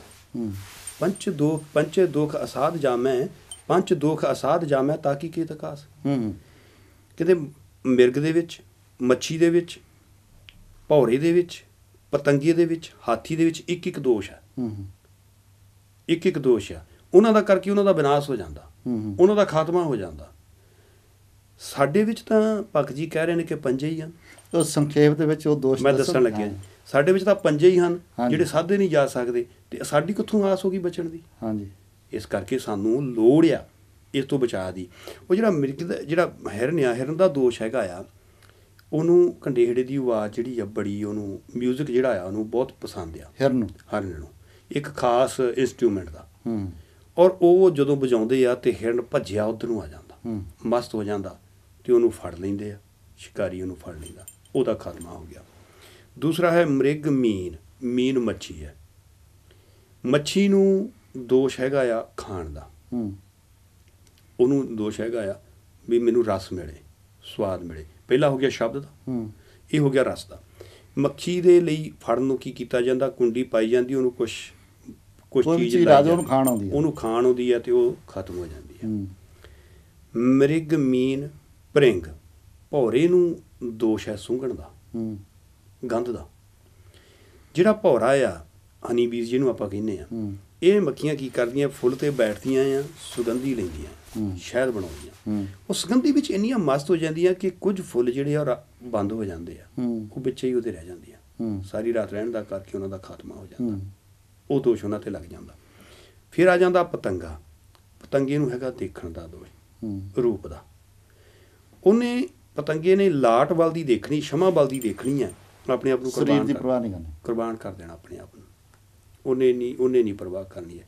ਇੱਕ ਵਾਰੀ ਦੱਸਦੇ ਆ ਕਿ ਪਤੰਗਿਆਂ ਦੀ ਕੋਈ ਆਪਸ ਵਿੱਚ ਮੀਟਿੰਗ ਹੋਈ ਹੋਆ, ਪਤੰਗੇ ਬੈਠੇ ਆ, ਪਤੰਗੇ ਆਪਣੇ ਜਿਹੜਾ ਉਹਨਾਂ ਦਾ ਲੀਡਰ ਆ ਉਹਨੂੰ ਕਹਿ ਰਹੇ ਆ ਕਿ ਇਹ ਸਾਡੇ ਵਿੱਚ ਇਹ ਜਿਹੜਾ ਆ ਗਿਆ ਆ, ਇਹ ਪਤੰਗਾ ਨਹੀਂ ਹੈ, ਹੂੰ ਉਹ ਦਰਅਸਲ ਇੱਕ ਭਰਿੰਗ ਜਿਹੜਾ ਸੀਗਾ ਹੂੰ ਉਹ ਵਿੱਚ ਰਲ ਗਿਆ ਉਹਨਾਂ ਦੇ, ਹੂੰ ਵੀ ਉਹਨਾਂ ਨੂੰ ਚੰਗਾ ਲੱਗਿਆ, ਉਹਨਾਂ ਦੀ ਸੰਗਤ ਉਹਨਾਂ ਨਾਲ ਰਹਿਣ ਲੱਗ ਪਿਆ। ਹੂੰ ਉਹ ਕਹਿੰਦੇ ਵੀ ਇਹ ਹੈ ਨਹੀਂ ਗਾ, ਵੀ ਕੱਲ੍ਹ ਨੂੰ ਸਾਡੀ ਕੋਈ ਇੱਦਾਂ ਦੀ ਗੱਲ ਹੋਈ ਤੇ ਵੀ ਇਹ ਤਾਂ ਸਾਡੀ ਬੇਇੱਜ਼ਤੀ ਕਰਾਊਗਾ। ਹੂੰ ਤੇ ਉਹਨਾਂ ਦਾ ਲੀਡਰ ਕਹਿੰਦੇ ਕੋਈ ਨਹੀਂ, ਆਪਾਂ ਪਰਖ ਲੈਂਦੇ ਹਾਂ, ਵੀ ਜੇ ਤੁਹਾਨੂੰ ਸ਼ੱਕ ਆ ਆਪਾਂ ਪਰਖ ਲੈਂਦੇ ਹਾਂ। ਹੂੰ ਤੇ ਉਹ ਮੈਨੂੰ ਬੜੀ ਉਹ ਵਧੀਆ ਲੱਗੀ ਵੈਸੇ, ਤਾਂ ਕਿ ਕਰਕੇ ਮੈਂ ਉਹ ਸ਼ਹਾਦਤ ਨਾਲ ਜੋੜਦੇ ਹੁੰਦੇ ਆ, ਉਹ ਮੈਨੂੰ ਵਧੀਆ ਲੱਗੀ। ਉਹ ਕਹਿੰਦੇ ਉਹਨਾਂ ਨੇ ਕਿਹਾ ਵੀ ਸ਼ਾਮ ਹੋਈ ਤਾਂ ਤਿਆਰੀਆਂ ਕਰ ਰਹੇ ਆ ਵੀ ਹੁਣ ਸ਼ਮਾ ਬਲੇ, ਕਿਤੇ ਸ਼ਮਾ ਬਲੇ ਤਾਂ ਅਸੀਂ ਜਾਣਾ ਆ। ਤੇ ਉਹ ਫਿਰ ਉਹਨੂੰ ਭੇਜਦੇ ਆ, ਕਹਿੰਦੇ ਵੀ ਆਪਾਂ ਇਹਦਾ ਟੈਸਟ ਲਈਏ। ਉਹਨੂੰ ਭਰਿੰਗ ਨੂੰ ਕਹਿੰਦੇ ਵੀ ਇੱਧਰ ਆ ਬਈ, ਕਹਿੰਦੇ ਜਾਂ ਦੇਖ ਕਿਉਂ, ਕਹਿੰਦੇ ਤੂੰ ਸਾਨੂੰ ਇਉਂ ਲੱਗਦਾ ਜਿਵੇਂ ਭਰਿੰਗ ਹੁੰਦਾ। ਕਹਿੰਦੇ ਨਹੀਂ ਜੀ ਮੈਂ ਪਤੰਗਾ ਆ। ਕਹਿੰਦੇ ਫਿਰ ਤੂੰ ਇੱਦਾਂ ਕਰ, ਜਾ ਉੱਡ ਕੇ ਦੇਖ ਕੇ ਆ ਵੀ ਕਿਤੇ ਸ਼ਮਾ ਬਲਦੀ ਕਿ ਨਹੀਂ, ਹੈ ਨਾ। ਉਹ ਗਿਆ ਤੇ ਜਾ ਕੇ ਦੇਖ ਆਇਆ, ਕਹਿੰਦਾ ਜੀ ਫਲਾਣੇ ਥਾਂ ਤੇ ਸ਼ਮਾ ਬਲਦੀ ਆ। ਉਹ ਕਹਿੰਦੇ ਤੂੰ ਸਾਡੇ ਨਾਲ ਜਾ ਨਹੀਂ ਸਕਦਾ। ਕਹਿੰਦਾ ਕਿਉਂ? ਕਹਿੰਦਾ ਜਿਹੜਾ ਪਤੰਗਾ ਦੇਖ ਕੇ ਵਾਪਸ ਆ ਗਿਆ, ਦੇਖ ਕੇ ਵਾਪਸ ਕਿਵੇਂ ਆ ਸਕਦਾ? ਕੁਰਬਾਨੀ ਵਾਲਾ ਧੰਨ ਗੁਰੂ ਤੇਗ ਬਹਾਦਰ ਸੱਚੇ ਪਾਤਸ਼ਾਹ, ਭਾਈ ਮਤੀ ਦਾਸ ਜੀ, ਭਾਈ ਸਤੀ ਦਾਸ ਜੀ, ਭਾਈ ਦਿਆਲਾ ਜੀ, ਜਿੰਨੇ ਵੀ ਸਾਡੇ ਸ਼ਹੀਦ ਹੋਏ ਆ। ਹਾਂ, ਜਦੋਂ ਉਹਨਾਂ ਖੁਸ਼ਬੂ ਆ ਗਈ ਵੀ ਹੁਣ ਸਮਾਂ ਆ ਗਿਆ ਬਲੀ ਦੇਣ ਦਾ, ਕੁਰਬਾਨੀ ਦੇਣ ਦਾ, ਉਹ ਰੁਕੇ ਨਹੀਂ, ਲੋਕਾਂ ਨੇ ਰੋਕਣ ਦੀ ਕੋਸ਼ਿਸ਼ ਕੀਤੀ ਹੈ, ਹੋਇਆ ਹੀ ਨਹੀਂ ਹੈ, ਕਿਤੇ ਹੋਈ ਹੀ ਨਹੀਂ। ਬੰਦ ਕਟਵਾਤੇ, ਖੋਪਰੀਆਂ ਲੁਹਾਤੀਆਂ। ਸੋ ਕਹਿਣ ਤੋਂ ਭਾਵ ਸੀ ਕਿ ਪਤੰਗੇ ਦੀ ਇਹ ਆ ਕਿ ਉਹ ਲਾਟ ਦੇ ਉੱਪਰੇ ਹੀ ਖਤਮ ਹੋ ਜਾਂਦਾ। ਇਹ ਦੁੱਖ ਉਹਦਾ ਆ। ਤੀਸਰਾ ਹੈਗਾ ਆ ਸਪਰਸ਼ ਦਾ, ਜਿਹੜਾ ਕੁੰਚਰ ਹਾਥੀ ਨੂੰ ਕਹਿੰਦੇ ਆ। ਹਾਥੀ ਦੇ ਵਿੱਚ ਦੋਸ਼ ਹੈਗਾ ਕਿ ਉਹਦੀ ਕਾਮਕ ਵਾਸਨਾ ਜਿਹੜੀ ਸਪਰਸ਼ ਨਾਲ ਜਾਗਦੀ ਆ, ਤੇ ਉਹਨੂੰ ਜਦੋਂ ਕਾਲਬੂਤ ਦੀ ਹਸਤਨੀ ਬਣਾ ਕੇ ਉਹਨੂੰ ਫੜਿਆ ਜਾਂਦਾ ਹੈਗਾ, ਉਹ ਇਹਦੇ ਵਿੱਚ ਸਿੱਟ ਲਿਆ ਜਾਂਦਾ ਤੇ ਉਹਨੂੰ ਕਾਬੂ ਕਰ ਲਿਆ ਜਾਂਦਾ ਹੈਗਾ।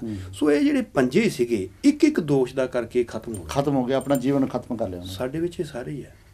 ਸਾਡੇ ਵਿੱਚ ਸ਼ਬਦ ਦਾ ਵੀ ਹੈ, ਸੁਣਨ ਦਾ ਵੀ ਹੈ ਦੋਸ਼। ਸਾਨੂੰ ਅਸੀਂ ਉਹ ਚੀਜ਼ਾਂ ਸੁਣਦੇ ਹਾਂ ਜਿਹੜੀਆਂ ਮਨ੍ਹਾ ਕੀਤੀਆਂ ਹੋਈਆਂ ਗੁਰਦੇਵ ਜੀ ਨੇ। ਮੇਰੇ ਮੂੰਹ ਸ਼ਰਵਣੀ ਇਹ ਨਾ ਸੁਣਾਏ, ਨਹੀਂ ਉਹ ਸੁਣਦੇ ਆ ਜਿਹੜੇ ਸਾਖਤ ਗੀਤ ਆ, ਧੁਨਾਂ ਜਿਹੜੀਆਂ ਆ। ਬਾਦਸ਼ਾਹ ਕਹਿੰਦੇ ਇਹਨਾਂ ਤੇਰਾ ਮਨ ਖਰਾਬ ਹੋਣਾ, ਕਿਉਂਕਿ ਇਹਨਾਂ ਦਾ ਸੰਬੰਧ ਜਿਹੜਾ ਆ ਇਹਨਾਂ ਤੋਂ ਜਿਹੜੀ ਇਹਨਾਂ ਤੋਂ ਉਪਜ ਹੁੰਦੀ ਹੈ ਕਾਮ ਕ੍ਰੋਧ ਲੋਭ ਮੋਹ ਹੰਕਾਰ ਦੀ। ਔਰ ਜਿਹੜੇ ਕਾਮ ਕ੍ਰੋਧ ਲੋਭ ਮੋਹ ਹੰਕਾਰ ਆ ਹੈ ਤਾਂ ਇਹ ਚੰਗੀਆਂ ਚੀਜ਼ਾਂ ਆ।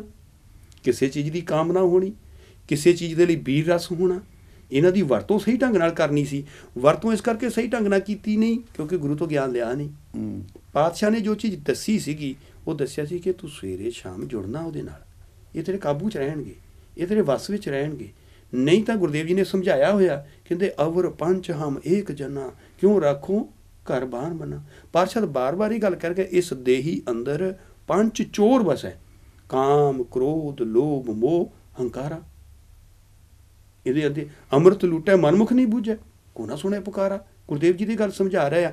ਪਾਤਸ਼ਾਹ ਕਹਿੰਦੇ ਇਹਨਾਂ ਦਾ ਸੰਬੰਧ ਆ ਨੱਕ ਦੇ ਨਾਲ, ਅੱਖਾਂ ਦੇ ਨਾਲ, ਇਹਨਾਂ ਦਾ ਸੰਬੰਧ ਆ। ਗੁਰਦੇਵ ਜੀ ਕਹਿੰਦੇ ਦੇਹੀ ਗਾਵਾ ਜੀਓ ਧਰਮ ਹੈ ਤੋਂ, ਧੰਨ ਗੁਰੂ ਗ੍ਰੰਥ ਸਾਹਿਬ ਜੀ ਭਗਤ ਕਬੀਰ ਜੀ ਦਾ ਸ਼ਬਦ ਆ। ਦੇਹੀ ਗਾਵਾ ਜੀਓ ਧਰਮ ਹੈ ਤੋਂ ਬਸੇ ਪੰਜ ਕਿਰਸਾਨਾ। ਪੰਜੇ ਅੰਦਰ ਬਹਿੰਦੇ ਆ। ਨੈਨੂ ਨਕਟੂ ਸਰਬਨੂ ਰਸਪਤ ਇੰਦਰੀ ਕਹਿਆ ਨਾ ਮਨ। ਇਹਨਾਂ ਦਾ ਸੰਬੰਧ ਹੋ ਗਿਆ। ਨੈਣਾ ਅੱਖਾਂ ਦੇ ਨਾਲ, ਨੱਕ ਦੇ ਨਾਲ, ਰਸਨਾ ਦੇ ਨਾਲ ਇਹਨਾਂ ਦਾ ਸੰਬੰਧ ਬਣ ਗਿਆ। ਕੰਨਾਂ ਦੇ ਨਾਲ ਇਹਨਾਂ ਦਾ ਸੰਬੰਧ ਬਣ ਗਿਆ। ਸੋ ਕਹਿਣ ਤੋਂ ਭਾਵ ਜਿਹੜਾ ਸ਼ਬਦ ਸਪਰਸ਼ ਰਸ ਰੂਪ ਗਾਉਂਦੇ ਆ, ਇਹ ਇਹਨਾਂ ਚੀਜ਼ਾਂ ਨੂੰ ਉਪਜ ਦਿੰਦੇ ਆ। ਇਹਨਾਂ ਦਾ ਕਰਕੇ ਸਾਡਾ ਮਨ ਜਿਹੜਾ ਉਹ ਤੌਖਲੇ 'ਚ ਆ ਜਾਂਦਾ, ਮਨ ਕਾਬੂ 'ਚ ਨਹੀਂ ਰਹਿੰਦਾ। ਕਾਮਕ ਸੁਰਤੀ ਵਰਤੀ ਵਾਲੇ ਦਾ ਮਨ ਕਾਬੂ 'ਚ ਨਹੀਂ ਹੁੰਦਾ, ਕ੍ਰੋਧੀ ਦਾ ਮਨ ਕਾਬੂ 'ਚ ਨਹੀਂ ਹੁੰਦਾ, ਲੋਭੀ ਦਾ ਮਨ ਕਾਬੂ 'ਚ ਨਹੀਂ ਹੁੰਦਾ, ਮੋਹ ਵਾਲੇ ਦਾ ਮਨ ਕਾਬੂ 'ਚ ਨਹੀਂ ਹੁੰਦਾ, ਹੰਕਾਰ ਵਾਲੇ ਦਾ ਮਨ ਕਾਬੂ 'ਚ ਨਹੀਂ ਹੁੰਦਾ। ਮਨ ਦੀ ਭੱਜ ਦੌੜ ਜਿਹੜੀ ਆ ਸਾਰੀ ਸਾਡਾ ਖੇਲ ਜਿਹੜਾ ਵਿਗਾੜ ਰਹੀ ਆ। ਤੇ ਸਾਡਾ ਜਿਹੜਾ ਮਿਸ਼ਨ ਆ, ਜਿੱਥੇ ਅਸੀਂ ਪਹੁੰਚਣਾ ਆ ਉੱਥੇ ਸਾਨੂੰ ਪਹੁੰਚਣ ਨਹੀਂ ਦੇ ਰਹੀ। ਸਾਡਾ ਜਿਹੜਾ ਮਿਸ਼ਨ ਆ, ਜਿੱਥੇ ਅਸੀਂ ਪਹੁੰਚਣਾ ਚਾਹੁੰਦੇ, ਜੇ ਸਾਡਾ ਗੋਲ ਜਿੱਥੇ ਅਸੀਂ ਜਾਣਾ ਆ ਉੱਥੇ ਨਹੀਂ ਜਾਣ ਦੇ ਰਹੀ। ਪਾਤਸ਼ਾਹ ਕਹਿੰਦੇ ਭਈ ਪ੍ਰਾਪਤ ਮਾਨੁਖ ਦੇ ਰਿਹਾ ਗੋਬਿੰਦ ਮਿਲਣ ਕੀ, ਇਹ ਤੇਰੀ ਬਰੀ ਆ। ਉਹ ਜਿਹੜੀ ਚੀਜ਼ ਸੀਗੀ ਜਿਸ ਕਰਕੇ ਸਾਨੂੰ ਇਹ ਸਰੀਰ ਮਿਲਿਆ ਸੀ, ਗੁਰਸੇਵਾ ਤੇ ਭਗਤ ਕਮਾਈ ਤਬ ਇਹ ਮਾਨਸ ਦੇਹੀ ਪਾਈ। ਇਸ ਦੇਹੀ ਕੋ ਸਿਮਰਨ ਦੇ ਲੋਚਣਾ, ਇਸ ਦੇਹੀ ਕੋ ਸਿਮਰਨ ਦੇ ਸੋ ਦੇਹੀ ਭਜ ਹਰ ਕੀ। ਸਰੀਰ ਇਸ ਕਰਕੇ ਮਿਲਿਆ ਕਿ ਉਹਨੂੰ ਯਾਦ ਕਰਨਾ ਆ, ਉੱਥੇ ਲਿਜਾਣਾ ਆ। ਅਸੀਂ ਉਸ ਸਰੀਰ ਦੀ ਗਲਤ ਵਰਤੋਂ ਕਰਕੇ ਇੱਕ ਉਸ ਕਰਮ ਚੱਕਰ ਵਿੱਚ ਪੈ ਜਾਂਦੇ ਹਾਂ ਜਿਹਨੂੰ 84 ਲੱਖ ਜੂਨਾਂ ਦਾ ਨਾਂ ਦਿੱਤਾ ਪਾਤਸ਼ਾਹ ਨੇ। ਉਹਨਾਂ ਜੂਨਾਂ ਦੇ ਵਿੱਚ ਪੈਣ ਦੇ ਕਰਕੇ ਅਸੀਂ ਜੰਮਦੇ ਹਾਂ, ਮਰਦੇ ਹਾਂ, ਜੂਨਾਂ 'ਚ ਪੈ ਜਾਂਦੇ ਹਾਂ, ਆਪਣੇ ਆਪ ਨੂੰ ਦੁੱਖ ਦੇ ਵਿੱਚ ਲੈ ਕੇ ਵਹਾ ਦੇ ਵਿੱਚ ਬਹਿ ਜਾਂਦੇ ਹਾਂ। ਅਤੇ ਗੁਰਦੇਵ ਜੀ ਸਾਨੂੰ ਪਾਵਨ ਸ਼ਬਦਾਂ ਰਾਹੀਂ, ਪਾਵਨ ਬਚਨਾਂ ਰਾਹੀਂ ਸਮਝਾ ਰਿਹਾ ਕਿ ਭਲਿਆ ਹੋਣੀ ਸਮਝ ਜਾ, चेतना है तो चेत लै, निस दिन में प्राणी, छिन छिन औध बिहात है, फूटे घट ज्यों पानी। हर गुण काहे ना गावी मूर्ख ज्ञाना, हर गुण काहे ना गावी मूर्ख ज्ञाना। पातशाह कहते हैं क्यों नहीं हुण गा रहा। एक धन गुरु तेग बहादुर सच्चे पातशाह, पातशाह कहते बीत जह जन्म अकाज रे, एक खत्म हो रहा है। पातशाह कहते बीत जह जन्म अकाज रे, निस दिन सुन कै प्राण, समझत न रे अजान काल तो पहुंचो हन, कहाँ जाए भाज रे। अस्थिर जो मानियो दे, ਜਿਹੜੇ ਸਰੀਰ ਨੂੰ ਤੂੰ ਆਪਣਾ ਮੰਨਿਆ ਹੋਇਆ, अस्थिर जो मानियो दे सो तो तेरो होया खे, क्यों ना हर को नाम ले, मूर्ख निलाज रे, का तू नहीं लै रहा नाम। राम भगत ही है आन, छाड़ दे तै मन को मान, नानक जन यह बखान जग में बिराज रे। जिस कारज ਦੇ ਲਈ ਅਸੀਂ ਆਏ ਹਾਂ, जिस कारज ਦਾ ਕਰਕੇ ਸਾਨੂੰ ਇਹ ਦੇਹੀ ਮਿਲੀ ਹੈ, ਪਾਤਸ਼ਾਹ ਕਹਿੰਦੇ 84 ਲੱਖ ਭਰਮ ਤੇ ਦੁਲਭ ਜਨਮ ਅਬ ਪਾਇਓ, ਰੇਮੂੜੇ ਤੂੰ ਹੋਛੇ ਰਸ ਲਪਟਾਇਓ। ਇਹਨਾਂ ਰਸਾਂ ਵਿੱਚ ਪੈ ਗਿਆ, ਕਦੇ ਸ਼ਬਦ ਦੇ ਵਿੱਚ ਪੈ ਗਿਆ, ਕਦੇ ਸਪਰਸ਼ ਦੇ ਵਿੱਚ ਪੈ ਗਿਆ, ਕਦੇ ਰਸ ਦੇ ਵਿੱਚ ਪੈ ਗਿਆ, ਕਦੇ ਰੂਪ ਦੇ ਵਿੱਚ ਪੈ ਗਿਆ, ਕਦੇ ਗੰਧ ਦੇ ਵਿੱਚ ਪੈ ਗਿਆ। ਸੁਚੇਤ ਕਰਦੇ ਆ, ਇੱਕ ਜਾਣਕਾਰੀ ਦੇ ਰਹੇ ਆ, ਇੱਕ ਸੁਚੇਤ ਕਰ ਰਹੇ ਵੀ ਬਚ ਜਾ। ਪਰ ਦੇਖੋ ਅਕਾਲ ਪੁਰਖ ਵਾਹਿਗੁਰੂ ਨੇ ਕਿੱਡੀ ਤਗੜੀ ਖੇਡ ਬਣਾਈ ਆ। ਇਹ ਸਾਰੇ ਦੇ ਸਾਰੇ ਗਿਆਨ ਅੰਦਰੇ ਸਾਨੂੰ ਦਿੱਤੇ ਆ, ਇਹ ਸਰੀਰ ਦੇ ਨਾਲ ਦਿੱਤੇ ਆ, ਇਹ ਸਰੀਰ ਦੇ ਵਿੱਚ ਹੀ ਅਸੀਂ ਵਿਚਰਨਾ ਅਤੇ ਅਕਾਲ ਪੁਰਖ ਵਾਹਿਗੁਰੂ ਨੂੰ ਮਿਲਣਾ। ਉਹੀ ਗਿਆਨ ਅੰਦਰੇ ਜਿਹੜੇ ਆ, ਜਿੱਦਾਂ ਤੁਸੀਂ ਦੱਸ ਕੇ ਹਟੇ ਆ, ਉਹੀ ਸਾਡੇ ਵਿਨਾਸ਼ ਦਾ ਕਾਰਨ ਵੀ ਬਣਦੇ ਆ। ਉਹਨਾਂ ਨੂੰ ਚੋਰ ਵੀ ਕਰ ਲਓ, ਠੱਗ ਵੀ ਕਰ ਲਓ। ਕਈ ਵਾਰੀ ਅਸੀਂ ਗੱਲ ਕਰਦੇ ਹਾਂ ਕਿ ਉਹਨਾਂ ਨੂੰ ਮਾਰਨਾ, ਪਰ ਜਦੋਂ ਅਸੀਂ ਗੁਰਮਤਿ ਦੀ ਨਿਗਾਹ ਦੇ ਵਿੱਚ ਪੂਰੀ ਉਹਦੀ ਖੋਜ ਕਰਦੇ ਹਾਂ, ਜਦੋਂ ਤੁਸੀਂ ਇਹਨਾਂ ਨੂੰ ਜਾਂ ਅਸੀਂ ਪੰਜੇ ਇਹਨਾਂ ਇੰਦਰੀਆਂ ਨੂੰ ਜਾਂ ਜਿਹੜੇ ਵਾਸ਼ਨਾਵਾਂ ਹੈਗੀਆਂ ਉਹਨਾਂ ਨੂੰ ਗੁਰੂ ਦੇ ਸ਼ਬਦ ਦੇ ਨਾਲ ਆਪਣੇ ਵਸ ਵਿੱਚ ਕਰ ਲੈਂਦੇ ਹਾਂ, ਅਤੇ ਇਹੀ ਸਾਨੂੰ ਅੱਗੇ ਲੈ ਕੇ ਜਾਣ ਵਿੱਚ ਸਹਾਈ ਹੁੰਦੇ ਆ। ਬਿਲਕੁਲ ਤੁਹਾਡੀ ਗੱਲ ਜਿਹੜੀ ਆ ਨਾ, ਜਿਹੜੀ ਵਸ ਵਾਲੀ ਗੱਲ ਆ, ਦੇਖੋ ਪਸ਼ੂ ਆ, ਇਹ ਸਾਡੇ ਮਨ ਦੀ ਅਵਸਥਾ ਆ। ਜਿਹੜਾ ਪਸ਼ੂ ਆ, ਪਸ਼ੂ ਨੂੰ ਵਸ ਕਰਨ ਲਈ ਕੀ ਕੀਤਾ ਜਾਂਦਾ? ਉਹਦੇ ਨੱਥ ਪਾਈ ਜਾਂਦੀ, ਉਹਦੇ ਝਾਬੂ ਪਾਇਆ ਜਾਂਦਾ, ਉਹਦੇ ਪੈਂਖੜ ਪਾਇਆ ਜਾਂਦਾ, ਉਹਦੇ ਕੁੰਡਾ ਮਾਰਿਆ ਜਾਂਦਾ, ਹਾਥੀ ਦੇ ਕੁੰਡਾ ਮਾਰਿਆ ਜਾਂਦਾ। ਮਤਲਬ ਪਸ਼ੂ ਨੂੰ ਕਾਬੂ ਕਰਨ ਦੇ ਲਈ ਆਹ ਢੰਗ ਤਰੀਕੇ ਵਰਤੇ ਜਾ ਰਹੇ ਆ। ਮਨ ਨੂੰ ਕਾਬੂ ਕਰਨ ਦੇ ਲਈ ਵੀ ਢੰਗ ਤਰੀਕਿਆਂ ਦੀ ਲੋੜ ਆ। ਮਨ ਨੂੰ, ਇੱਕ ਵਿਦਵਾਨ ਨੇ ਬਹੁਤ ਵਧੀਆ ਗੱਲ ਕਹੀ ਹੈ। ਉਹ ਕਹਿੰਦੇ ਕਿ ਇੱਕ ਵਿਅਕਤੀ ਨੇ ਇੱਕ ਹਾਥੀ ਨੂੰ ਪਾਲਿਆ, ਹਾਥੀ ਬੱਚਾ ਸੀ। ਉਸ ਹਾਥੀ ਦੇ ਬੱਚੇ ਨੂੰ ਉਹਨੇ ਮੋਟੇ ਸੰਗਲ ਦੇ ਨਾਲ ਬੰਨ੍ਹ ਲਿਆ, ਉਹਦੀ ਲੱਤ ਨੂੰ ਸੰਗਲ ਪਾ ਕੇ ਬੰਨ੍ਹ ਲਿਆ। ਉਹ ਇਹ ਦੱਸਣਾ ਚਾਹੁੰਦਾ ਸੀ ਦੁਨੀਆ ਨੂੰ, ਵਿਦਵਾਨ ਸੀਗਾ, ਲੋਕਾਂ ਨੂੰ ਇਹ ਦੱਸਣਾ ਚਾਹੁੰਦਾ ਸੀ। ਲੋਕੀ ਸਮਝ ਨਹੀਂ ਸੀ ਰਹੇ, ਲੋਕਾਂ ਨੂੰ ਦੱਸਣਾ ਚਾਹੁੰਦਾ ਸੀ ਕਿ ਸਾਡਾ ਜਿਹੜੀ ਮਨ ਦੀ ਅਵਸਥਾ ਆ ਹੈ ਕੀ ਆ, ਮਨ ਅਸੀਂ ਕਿੱਥੇ ਲਿਜਾ ਰਹੇ ਹਾਂ। ਇਹ ਸਾਡੀ ਬਣਾਇਆ ਹੋਇਆ ਤਾਣਾ ਉਲਝਿਆ ਆ। ਮਨ ਇੰਨੇ ਮਰ ਗਏ, ਮਾਨਸਿਕਤਾ ਇੰਨੀ ਡਿੱਗ ਪਈ ਕਿ ਸੱਚੇ ਪਾਤਸ਼ਾਹ ਨੇ ਕਿਹਾ ਉਹ ਇੱਧਰ ਤੁਹਾਨੂੰ ਤਲਵਾਰ ਫੜਾਵਾਂ, ਇਹਨਾਂ ਨਾਲ ਜ਼ੁਲਮ ਦਾ। ਪਾਤਸ਼ਾਹ ਅਸੀਂ ਤਾਂ ਘਰੋਂ ਬਾਹਰ ਨਹੀਂ ਨਿਕਲੇ ਕਦੇ, ਚਿੜੀ ਆ ਜਾਵੇ ਉਹ ਤੋਂ ਡਰ ਜਾਂਦੇ ਹਾਂ। ਪਾਤਸ਼ਾਹ ਕਹਿੰਦੇ ਉਹ ਭਲਿਓ ਤੁਹਾਡਾ ਮੈਂ ਬਦਲਣ ਲਈ ਤਾਂ ਗੁਰੂ ਨਾਨਕ ਪਾਤਸ਼ਾਹ ਇੱਥੇ ਸਾਨੂੰ ਇਹ ਚੀਜ਼ ਕਰਨ ਲਈ ਆਏ, ਜਿਹੜੀ ਡਿੱਗੀ ਹੋਈ ਮਾਨਸਿਕਤਾ ਸਾਡੀ ਉਹਨੂੰ ਉੱਪਰ ਚੁੱਕਣ ਲਈ ਆਏ ਆ। ਚਾਹੇ ਉਹ ਜਾਤ ਪਾਤ ਦਾ ਕਰਕੇ ਲਾ ਲਈਏ, ਚਾਹੇ ਉਹ ਸੋਸ਼ਲ ਸਰਕਮ ਜਿੱਦਾਂ ਸਮਾਜਿਕ ਤੌਰ 'ਤੇ ਲਾ ਲਈਏ, ਰਾਜਨੀਤਿਕ ਤੌਰ 'ਤੇ ਲਾ ਲਈਏ, ਧਾਰਮਿਕ ਤੌਰ 'ਤੇ ਲਾ ਲਈਏ। ਧਾਰਮਿਕ ਤੌਰ 'ਤੇ ਵੀ ਅਸੀਂ ਡਿੱਗੇ ਹੋਏ ਸੀ ਸਾਰੇ ਪਾਸੇ, ਜਿੰਨੇ ਵਹਿਮ ਭਰਮ ਸੀਗੇ ਗੁਰੂ ਸਾਰੇ ਪਾਸੇ। ਦੇਖੋ ਸਿੱਖੀ ਸਿਧਾਂਤ ਸਾਨੂੰ ਇਹ ਸਪਸ਼ਟ ਕਰ ਰਿਹਾ ਕਿ ਮੈਂ ਤੁਹਾਨੂੰ ਗੁਰੂ ਕੀ ਕਹਿ ਰਿਹਾ? ਗੁਰੂ ਕਹਿੰਦੇ ਆ ਇੱਧਰ ਮੇਰੇ ਕੋਲ, ਮੈਂ ਤੇਰੀ ਮਾਨਸਿਕਤਾ ਚੱਕਣ ਲੱਗਿਆ ਹਾਂ। ਉਹ ਵਿਅਕਤੀ ਨੇ ਕੀ ਕੀਤਾ, ਉਹ ਜਿਹੜਾ ਹਾਥੀ ਸੀਗਾ, ਹਾਥੀ ਦੇ ਮੋਟਾ ਸੰਗਲ ਪਾਇਆ, ਹਾਥੀ ਵੱਡਾ ਹੋ ਰਿਹਾ, ਉਹਨੇ ਸੰਗਲ ਕਮਜ਼ੋਰ ਕਰਨਾ ਸ਼ੁਰੂ ਕਰਤਾ। ਸੰਗਲ ਤੋਂ ਜੰਜੀਰ ਬਣ ਗਈ, ਜੰਜੀਰ ਤੋਂ ਰੱਸਾ ਬਣ ਗਿਆ, ਰੱਸੇ ਤੋਂ ਰੱਸੀ ਬਣ ਗਈ, ਹਾਥੀ ਜਵਾਨ ਹੋ ਗਿਆ ਪੂਰਾ। ਜਦੋਂ ਹਾਥੀ ਪੂਰਾ ਵੱਡਾ ਹੋ ਗਿਆ, ਉਹਨੇ ਧਾਗੇ ਨਾਲ ਬੰਨਿਆ ਹਾਥੀ ਨੂੰ। ਵਿਅਕਤੀ ਆਉਂਦੇ ਉਹਦੇ ਕੋਲ, ਉਹਨੂੰ ਪੁੱਛਦੇ ਕਮਾਲ ਦੀ ਗੱਲ ਆ, ਇੱਕ ਧਾਗੇ ਨਾਲ ਹਾਥੀ ਨੂੰ ਬੰਨਿਆ ਹੋਇਆ, ਵੀ ਇਹ ਧਾਗਾ ਤੜਾ ਨਹੀਂ ਸਕਦਾ। ਉਹ ਕਹਿੰਦਾ ਨਹੀਂ। ਕਹਿੰਦੇ ਕਿਉਂ? ਕਹਿੰਦੇ ਮੈਂ ਇਹਦੀ ਮਾਨਸਿਕਤਾ ਜਿਹੜੀ ਆ ਉਹ ਚੇਂਜ ਕੀਤੀ ਆ, ਇਹਦੀ ਮਾਨਸਿਕਤਾ ਇੰਨੀ ਬਣਾ ਦਿੱਤੀ ਆ ਕਿ ਇਹ ਧਾਗੇ ਨੂੰ ਸੰਗਲ ਸਮਝ ਰਿਹਾ ਆ। ਜਦੋਂ ਮਾੜੀ ਜੀ ਕਿਤੇ ਖਿੱਚ ਪੈਂਦੀ ਹੈ, ਧਾਗੇ ਨੂੰ ਸੰਗਲ ਲੱਗਦਾ ਆ, ਇਹ ਤੋੜ ਨਹੀਂ ਸਕਦਾ, ਕਿਉਂਕਿ ਜ਼ੋਰ ਲਾ ਚੁੱਕਿਆ, ਪਹਿਲਾਂ ਤੋੜ ਚੁੱਕਿਆ ਤੋਂ ਟੁੱਟਿਆ ਨਹੀਂ ਸੰਗਲ। ਇਹਨੇ ਆਪਣੇ ਆਪ ਨੂੰ ਉੱਥੇ ਤੱਕ ਲਿਆ, ਮੇਰੇ ਤੋਂ ਇਹ ਟੁੱਟਣਾ ਨਹੀਂ ਹੈ, ਮੇਰੇ ਕੋਲ ਇਹ ਚੀਜ਼ ਮੰਨ ਚੁੱਕਾ ਆ। ਜਿਹੜੀ ਹੁਣ ਆ, ਮੈਂ ਗੱਲ ਕਰਦਾ ਹੁੰਦਾ ਕਿ ਦੇਖੋ ਹਿੰਦੁਸਤਾਨ ਦੀ ਮਾਨਸਿਕਤਾ, ਜੇ ਕਿਸੇ ਸਾਧੂ ਨੇ ਕਹਿਤਾ ਸੋਨਾ ਆ ਤਾਂ ਸੋਨਾ ਲੱਭਣ ਤੁਰ ਪਏ। ਜੇ ਕਿਸੇ ਨੇ ਕਹਿਤਾ ਨਹੀਂ ਹਾਲੇ ਇਹ ਮਰਿਆ ਨਹੀਂ, ਸਮਾਧੀ ਦੇ ਵਿੱਚ ਆ, ਕਿੱਡੀ ਹੈਰਾਨੀ ਦੀ ਗੱਲ ਆ। ਮਾਨਸਿਕਤਾ ਕਿੱਥੇ ਡਿੱਗੀ ਪਈ ਆ। ਮੈਂ ਤਾਂ ਇਹ ਗੱਲ ਕਹਿਣਾ ਕਿ ਇਹ ਹਿੰਦੁਸਤਾਨ ਉੱਠ ਆ ਖਾਲਸੇ ਦੀ ਸ਼ਰਨ ਦੇ ਵਿੱਚ। ਖਾਲਸਾ ਤੇਰੀ ਮਾਨਸਿਕਤਾ ਜਿਹੜੀ ਤਾਂ ਨੂੰ ਲਿਆਵੇ, ਤੈਨੂੰ ਬਲਵਾਨ ਕਰੇ। ਗੁਰੂ ਪਾਤਸ਼ਾਹ ਸਾਨੂੰ ਜੋ ਉਪਦੇਸ਼, ਇਹ ਸਿਰਫ ਮਨ ਦੀ ਖੇਡ ਆ। ਮਨ ਦੇ ਵਿੱਚ ਵਸਿਆ ਹੋਇਆਂ ਮਨ ਸਾਡਾ ਇੰਨਾ ਕਮਜ਼ੋਰ ਚੁੱਕਿਆ, ਕਿਸੇ ਨੂੰ ਕਰੀਏ ਨਾ ਵੀ ਆਪਾਂ ਪਰਮੇਸ਼ਰ ਨੂੰ ਮਿਲਣਾ ਆ, ਆਪਾਂ ਉੱਧਰ ਨੂੰ ਚੱਲੀਏ, ਨਹੀਂ ਜੀ ਇਹ ਸਾਡਾ ਕੰਮ ਨਹੀਂ ਹੈ। ਕਿਹਦਾ ਕੰਮ ਹੈ? ਇਹ ਗਿਆਨੀਆਂ ਦਾ ਕੰਮ ਹੈ, ਇਹ ਵਿਦਵਾਨਾਂ ਦਾ ਕੰਮ ਹੈ, ਇਹ ਭਗਤੀ ਕਰਨ ਵਾਲਿਆਂ ਦਾ ਕੰਮ ਹੈ, ਇਹ ਸਾਧੂਆਂ ਸੰਤਾਂ ਦਾ ਕੰਮ ਹੈ। ਮੈਨੂੰ ਦੱਸੋ, ਗੁਰੂ ਨਾਨਕ ਪਾਤਸ਼ਾਹ ਨੇ ਤਾਂ ਸਾਰੇ ਸੰਤ ਪੈਦਾ ਕੀਤੇ ਆ, ਤੇ ਸੰਤ ਭਲੇ ਗੁਰਸਿੱਖ ਹੈ। ਗੁਰੂ ਨਾਨਕ ਪਾਤਸ਼ਾਹ ਦੇ ਕੋਲ ਜਿਹਨੇ ਅੰਮ੍ਰਿਤ ਦੀ ਦਾਤ ਲੈ ਲਈ ਆ, ਅੰਮ੍ਰਿਤ ਛਕਣ ਵਾਲਾ ਇਹ ਗੱਲ ਕਹਿ ਰਿਹਾ ਕਿ ਮੇਰੇ ਤੋਂ ਵਾਹਿਗੁਰੂ ਜੀ ਨੂੰ ਨਹੀਂ ਮਿਲਿਆ ਜਾਣਾ, ਇਹਦਾ ਮਤਲਬ ਉਹਦੀ ਮਾਨਸਿਕਤਾ ਉਹਦੀ ਉੱਥੇ ਪਈ ਹੈ। ਗੁਰੂ ਨੂੰ ਦਿੱਤਾ ਹੀ ਨਹੀਂ ਮਨ, ਗੁਰੂ ਨੂੰ ਕਿਹਾ ਹੀ ਨਹੀਂ ਹੈ ਕਿ ਮੇਰੀ ਮਾਨਸਿਕਤਾ ਉੱਪਰ ਲਿਆਓ, ਗੁਰੂ ਦੇ ਕੋਲ ਗਏ ਹੀ ਨਹੀਂ। ਗੁਰੂ ਪਾਤਸ਼ਾਹ ਦੀ ਗੱਲ ਕਹਿੰਦੇ ਆ ਕਿ ਤੂੰ ਤਿਆਰ ਕਰ ਦਿੱਤਾ, ਤੈਨੂੰ ਪੁੱਛ ਦੇ ਦਿੱਤੀ ਆ, ਚੱਲ ਹੁਣ ਚੱਲ, ਤੇਰੇ ਮੈਂ ਨਾਲ ਆ, ਮੈਂ ਤੇਰੇ ਅੰਗ ਸੰਗ ਆ। ਪਾਤਸ਼ਾਹ ਨੇ ਇਹ ਗੱਲ ਸਪਸ਼ਟ ਕੀਤੀ ਆ। ਗੁਰਦੇਵ ਜੀ ਕਹਿੰਦੇ ਤਿਸ ਗੁਰ ਕੋ ਹੋਂ ਭਾਰਿਆ ਜਿਨ ਹਰ ਕੀ ਹਰ ਕਥਾ ਸੁਣਾਈ, ਤਿਸ ਗੁਰ ਕੋ ਸਦ ਬਲਿਹਾਰਨ ਹੈ ਜਿਨ ਹਰ ਸੇਵਾ ਬਣਤ ਬਣਾਈ, ਸੋ ਸਤਿਗੁਰ ਪਿਆਰਾ ਮੇਰੇ ਨਾਲ ਹੈ ਜਿੱਥੇ ਕਿੱਥੇ ਮੈਨੂੰ ਲੈ ਛਡਾਈ। ਇਹ ਜਿਹੜੀ ਬੰਧਨ ਆ ਕਾਮ ਕ੍ਰੋਧ ਲੋਭ ਅਹੰਕਾਰ ਦੇ, ਇਹਨਾਂ ਬੰਧਨਾਂ ਨੂੰ ਤੋੜਨ ਵਾਲੀ ਇੱਕੋ ਤਾਕਤ ਆ ਸਾਡੇ ਕੋਲ, ਸਾਡਾ ਗੁਰੂ, ਸਾਡਾ ਸ਼ਬਦ ਧੰਨ ਗੁਰੂ ਗ੍ਰੰਥ ਸਾਹਿਬ ਸੱਚੇ ਪਾਤਸ਼ਾਹ।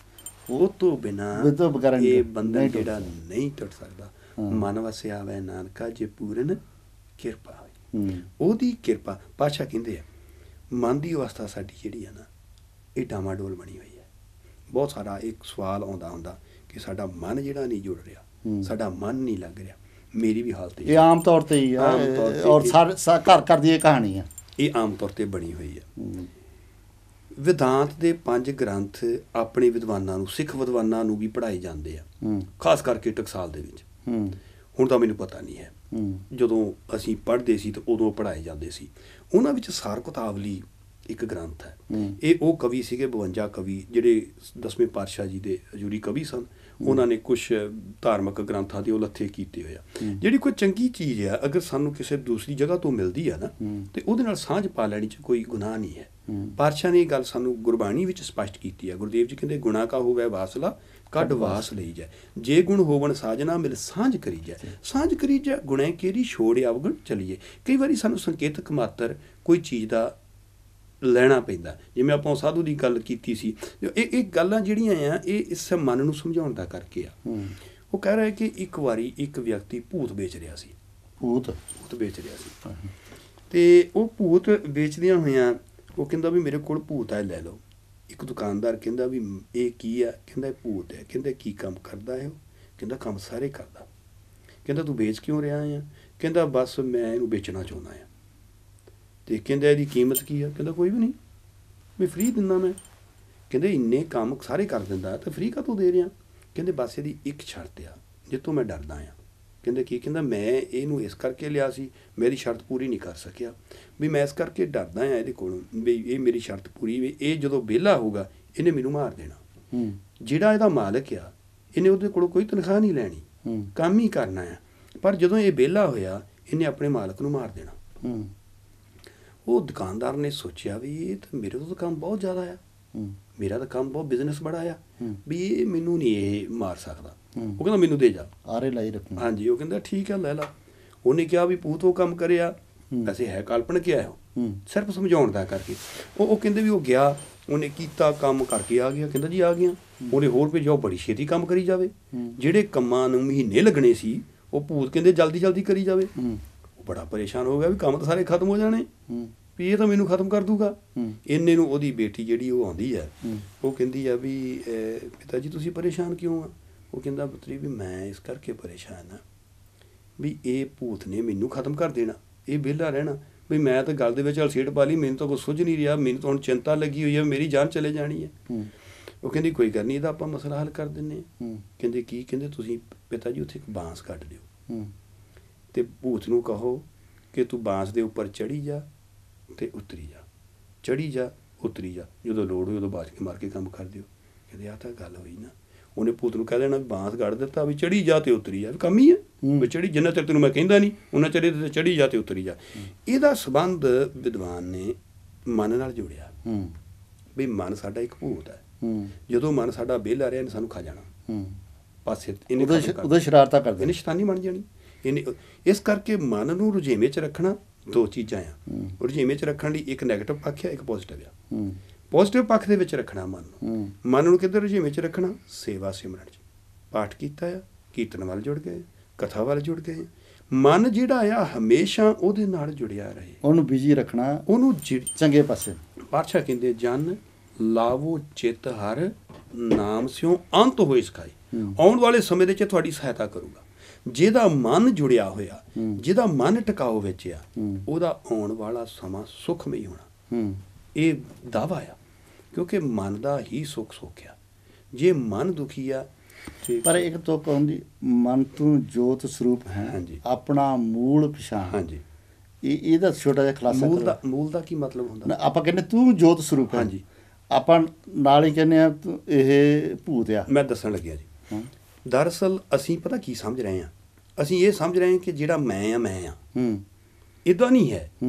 ਪਾਤਸ਼ਾਹ ਇਹ ਗੱਲ ਸਾਨੂੰ ਸਮਝਾ ਰਿਹਾ ਆ। ਜਿੱਦਾਂ ਹੁਣ ਮੇਰੇ ਕੋਲ ਹਜ਼ੂਰੀਆ ਆ, ਆਹ ਕੀ ਆ? ਮੇਰਾ ਹੱਥ ਆ। ਹਾਂਜੀ। ਆਹ ਮੇਰੀ ਬਾਂਹ ਆ, ਆਹ ਮੇਰੀਆਂ ਲੱਤਾਂ ਆ। ਮੈਂ ਹਮੇਸ਼ਾ ਇਹ ਕਹਿੰਦਾ ਕਿ ਮੇਰਾ ਹੱਥ ਆ। ਜੇ ਮੇਰੇ ਹੱਥ 'ਚ ਦਰਦ ਆ, ਮੈਂ ਕਹਿੰਦਾ ਮੇਰਾ ਹੱਥ ਦੁਖਦਾ। ਜੇ ਮੇਰੀ ਲੱਤ 'ਚ ਦਰਦ ਆ, ਮੈਂ ਕਹਿੰਦਾ ਮੇਰੀ ਲੱਤ ਦੁਖਦੀ ਹੈ। ਮੈਂ ਜਦੋਂ ਮੈਂ ਕਹਿੰਦਾ ਆ ਮੇਰਾ ਸਰੀਰ ਟੁੱਟਣ ਡਿਆ, ਮੇਰਾ ਸਰੀਰ ਟੁੱਟਦਾ ਭੱਜਦਾ ਆ, ਮੈਂ ਕੀ ਆ? ਅਸੀਂ ਸਰੀਰ ਨੂੰ ਹੀ ਮੈਂ ਸਮਝ ਲਿਆ। ਪਾਤਸ਼ਾਹ ਕਹਿੰਦੇ ਤੂੰ ਮੈਂ ਸਰੀਰ ਨਹੀਂ ਹੈਗਾ, ਤੇਰੀ ਹੋਂਦ ਕੁਛ ਹੋ ਰਿਹਾ। ਪਾਤਸ਼ਾਹ ਨੇ ਸੁਚੇਤ ਕੀਤਾ, ਕਹਿੰਦੇ ਜਾਗ ਲਿਓ ਰੇ ਮਨਾ, ਜਾਗ ਲਿਓ ਮਨ ਜਾਗ। ਕਹਿੰਦੇ ਜਾਗ ਲਿਓ ਰੇ ਮਨਾ, ਜਾਗ ਲਿਓ ਕਹਾਂ ਗਾਫਲ ਸੋਇਆ। ਮੂਰਤੀ ਦਾ ਸੁੱਤਾ ਕਿਉਂ ਪਿਆ? ਜੋ ਤਨ ਉਪਜਿਆ ਸੰਗ ਹੀ ਸੋ ਵੀ ਸੰਗ ਨਾ ਹੋਇਆ।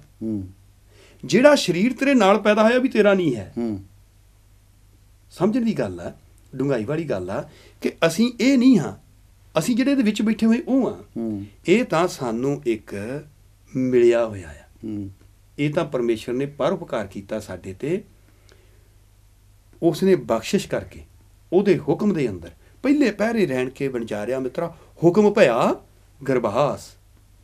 ਅਸੀਂ ਗਰਭ ਦੇ ਵਿੱਚ ਆਏ ਹਾਂ ਉਸ ਦੇ ਹੁਕਮ ਦੇ ਵਿੱਚ। ਇਸੇ ਹੁਕਮ ਦੇ ਵਿੱਚ ਹੀ ਸਾਨੂੰ ਕਾਇਆ ਮਿਲੀ ਹੈ, ਸਰੀਰ ਮਿਲਿਆ ਆ। ਆਪਾਂ ਰੋਜ਼ ਆਨੰਦ ਸਾਹਿਬ ਜੀ ਦੀ ਪਵਿੱਤਰ ਬਾਣੀ 'ਚ ਪੜ੍ਹਦੇ ਹਾਂ, ਇਹ ਸਰੀਰਾ ਮੇਰਿਆ ਹਰ ਤੁਮ ਮੈਂ ਜੋਤ ਰੱਖੀ ਤਾਂ ਤੂੰ ਜਗ ਮੈਂ ਆਇਆ। ਮੇਰਾ ਸਰੀਰ ਕਿਹਾ।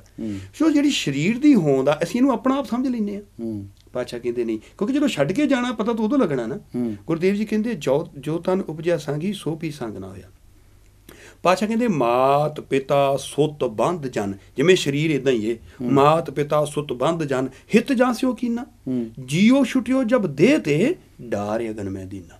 ਜਦੋਂ ਜਿੰਦ ਛੁੱਟੀ ਇਹਦੇ ਚੋਂ, ਇਸੇ ਸਰੀਰ ਨੂੰ ਉੱਥੇ ਸੱਟ ਦੇਣਾ।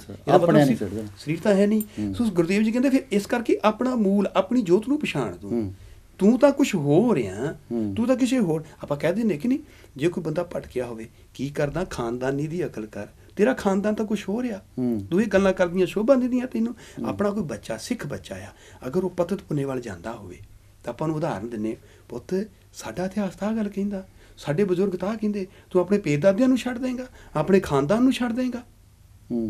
ਉਦਾਹਰਨਾਂ ਦਿੱਤੀਆਂ ਜਾਂਦੀਆਂ। ਜੇ ਕੋਈ ਬੱਚਾ ਬੱਚੀ ਘਰਦਿਆਂ ਦੀ ਮਰਜ਼ੀ ਤੋਂ ਬਿਨਾਂ ਕੋਈ ਗਲਤ ਕਦਮ ਪੁੱਟ ਰਿਹਾ, ਚਾਹੇ ਉਹ ਵਿਆਹ ਦੇ ਸੰਬੰਧ ਵਿੱਚ ਆ, ਚਾਹੇ ਨਸ਼ਿਆਂ ਦੇ ਸੰਬੰਧ ਵਿੱਚ ਆ, ਤੇ ਮਾਂ ਬਾਪ ਕੀ ਸਮਝਾ ਰਿਹਾ? ਸਾਡੀ ਖਾਨਦਾਨ ਦੀ ਇੱਜ਼ਤ, ਸਾਡੀ ਪੱਗ ਦੀ ਇੱਜ਼ਤ, ਇਹ ਗੱਲਾਂ ਆਮ ਕੀਤੀਆਂ ਜਾਂਦੀਆਂ। ਸੋ ਕਹਿਣ ਤੋਂ ਪਰ ਗੁਰਦੇਵ ਜੀ ਸਾਨੂੰ ਇਹ ਸਮਝਾ ਰਿਹਾ ਕਿ ਆਪਣਾ ਖਾਨਦਾਨ ਪਛਾਣ, ਆਪਣੀ ਇੱਜ਼ਤ ਨੂੰ ਪਛਾਣ, ਆਪਣੇ ਮੂਲ ਨੂੰ ਪਛਾਣ। ਤੂੰ ਆਇਆ ਕਿੱਥੋਂ ਆ? ਸਾਡੀ ਹੋਂਦ ਹੈ ਕਿੱਥੋਂ ਆ? ਜਿੱਥੋਂ ਸਾਡੀ ਹੋਂਦ ਆ, ਅਸੀਂ ਉਹਦੇ ਨਾਲ ਜੁੜਨਾ ਆ। ਜਦੋਂ ਚੀਜ਼ ਹੋਂਦ ਨਾਲੋਂ ਟੁੱਟ ਜਾਵੇ, ਉਹ ਸਾਫ਼ ਨਹੀਂ ਰਹਿੰਦੀ। ਪਾਣੀ ਦਾ ਸੋਰਸ ਹੈ, ਪਾਣੀ ਆਪਣੀ ਹੋਂਦ ਨਾਲ ਟੁੱਟ ਜਾਵੇ ਨਾ, ਗੰਦਗੀ ਪੈ ਜਾਊਗੀ ਪਾਣੀ 'ਚ।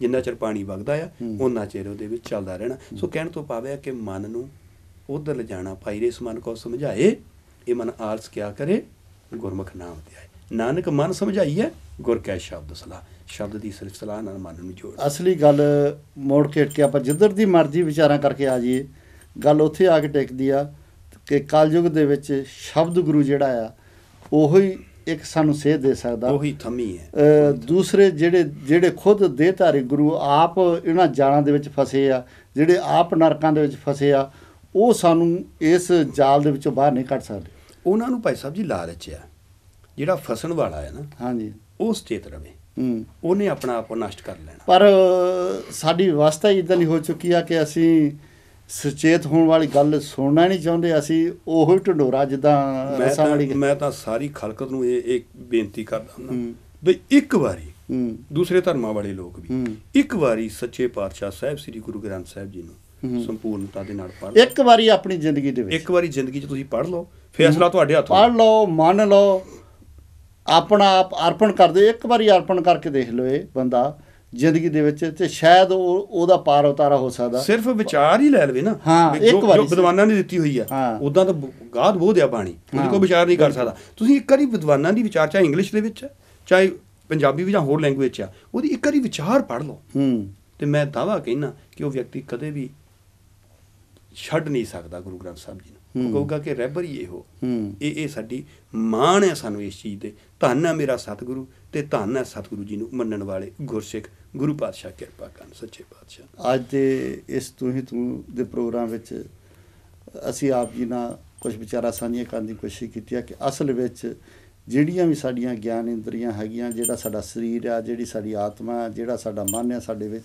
ਇਹ ਸਾਰਾ ਕੁਛ ਅਕਾਲ ਪੁਰਖ ਵਾਹਿਗੁਰੂ ਨੇ ਆਪਣੀ ਹੋਂਦ ਵਿੱਚ ਹੀ ਬਣਾਇਆ, ਆਪਣੇ ਹੁਕਮ ਦੇ ਵਿੱਚ ਬਣਾਇਆ, ਪਰ ਅਸੀਂ ਉਹਨੂੰ ਸੱਚ ਸਮਝ ਬੈਠ ਕੇ ਇਸ ਚੱਕਰ ਦੇ ਵਿੱਚ ਫਸ ਗਏ ਹਾਂ। ਪਰ ਗੁਰੂ ਸਾਹਿਬ ਨੇ ਸਾਨੂੰ ਹੁਕਮ ਕੀਤਾ ਕਿ ਤੁਹਾਨੂੰ ਇਹ ਖੇਡ ਦੇ ਵਿੱਚ ਇੱਕ ਵਾਰੀ ਮਿਲੀ ਆ, ਉਸ ਵਾਰੀ ਦੇ ਵਿੱਚ ਤੁਸੀਂ ਮੇਰੇ ਕੋਲ ਦੁਬਾਰਾ ਵਾਪਸ ਆਉਣਾ ਆ। ਪਰ ਅਸੀਂ ਇਸ ਦੁਨੀਆਦਾਰੀ ਦੀ ਖੇਡ ਦੇ ਵਿੱਚ ਫਸ ਕੇ ਆਪਣਾ ਸਾਰੇ ਦਾ ਸਾਰਾ ਜੀਵਨ ਬਤੀਤ ਕਰ ਲੈਂਦੇ ਹਾਂ। ਆਓ ਆਪਾਂ 1 ਮਿੰਟ ਵਾਸਤੇ ਸਿਮਰਨ ਕਰੀਏ। ਵਾਹਿਗੁਰੂ ਵਾਹਿਗੁਰੂ ਵਾਹਿਗੁਰੂ ਵਾਹਿਗੁਰੂ, ਤੂੰ ਹੀ ਤੂੰ, ਤੂੰ ਹੀ ਤੂੰ, ਤੂੰ ਹੀ ਤੂੰ, ਤੂੰ ਹੀ ਤੂੰ।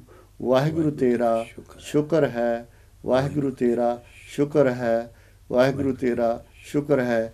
ਵਾਹਿਗੁਰੂ ਕਰੇ ਸਾਡਾ ਜੀਵਨ ਤੂੰ ਹੀ ਤੂੰ, ਤੇਰਾ ਸ਼ੁਕਰ ਹੈ ਕਰਦਿਆਂ ਬੀਤ ਜਾਵੇ, ਅਤੇ ਸਾਨੂੰ ਕਿਤੇ ਵੀ ਭਟਕਣ ਦੀ ਲੋੜ ਨਹੀਂ। ਗੁਰੂ ਮਹਾਰਾਜ ਸਾਡੇ ਅੰਗ ਸੰਗ ਆ, ਸਾਡੇ ਨਾਲ ਆ, ਹਮੇਸ਼ਾ ਸਾਡੀ ਬਾਂਹ ਫੜਦੇ ਆ। ਪਰ ਅਫਸੋਸ ਆ ਕਿ ਅਸੀਂ ਆਪਣੀ ਬਾਂਹ ਸ਼ਬਦ ਗੁਰੂ ਨੂੰ ਨਹੀਂ ਫੜਾਉਂਦੇ, ਸ਼ਬਦ ਗੁਰੂ ਦੀ ਥਾਂ 'ਤੇ ਦੂਸਰੇ ਗੁਰੂਆਂ ਨੂੰ ਫੜਾ ਦਿੰਦੇ ਆ, ਜਿਹਦੇ ਨਾਲ ਉਹ ਤਾਂ ਭਟਕੇ ਆ, ਅਸੀਂ ਵੀ ਭਟਕਦੇ ਰਹਿੰਦੇ ਹਾਂ। ਉੱਥੋਂ ਬਾਂਹ ਛੁਡਾ ਕੇ ਆਪਣੀ ਜਿਹੜੀ ਬਾਂਹ ਆ ਸ਼ਬਦ ਗੁਰੂ ਦੇ ਲੜ ਲਾ ਦਿਓ, ਸਮਰਪਣ ਕਰ ਦਿਓ ਸ਼ਬਦ ਗੁਰੂ ਨੂੰ, ਅਤੇ ਫਿਰ ਸਾਰੀਆਂ ਜ਼ਿੰਮੇਵਾਰੀਆਂ ਜਿਹੜਾ ਸਾਡਾ ਸ਼ਬਦ ਗੁਰੂ ਆ ਸ੍ਰੀ ਗੁਰੂ ਗ੍ਰੰਥ ਸਾਹਿਬ ਜੀ ਆਪ ਲੈ ਲੈਂਦੇ ਆ। ਸਾਨੂੰ ਕੁਛ ਵੀ ਕਰਨ ਦੀ ਲੋੜ ਨਹੀਂ ਪੈਂਦੀ। ਭੁੱਲਾਂ ਚੁੱਕਾਂ ਦੀ ਖਿਮਾ। ਵਾਹਿਗੁਰੂ ਜੀ ਕਾ ਖਾਲਸਾ, ਵਾਹਿਗੁਰੂ ਜੀ ਕੀ ਫਤਿਹ।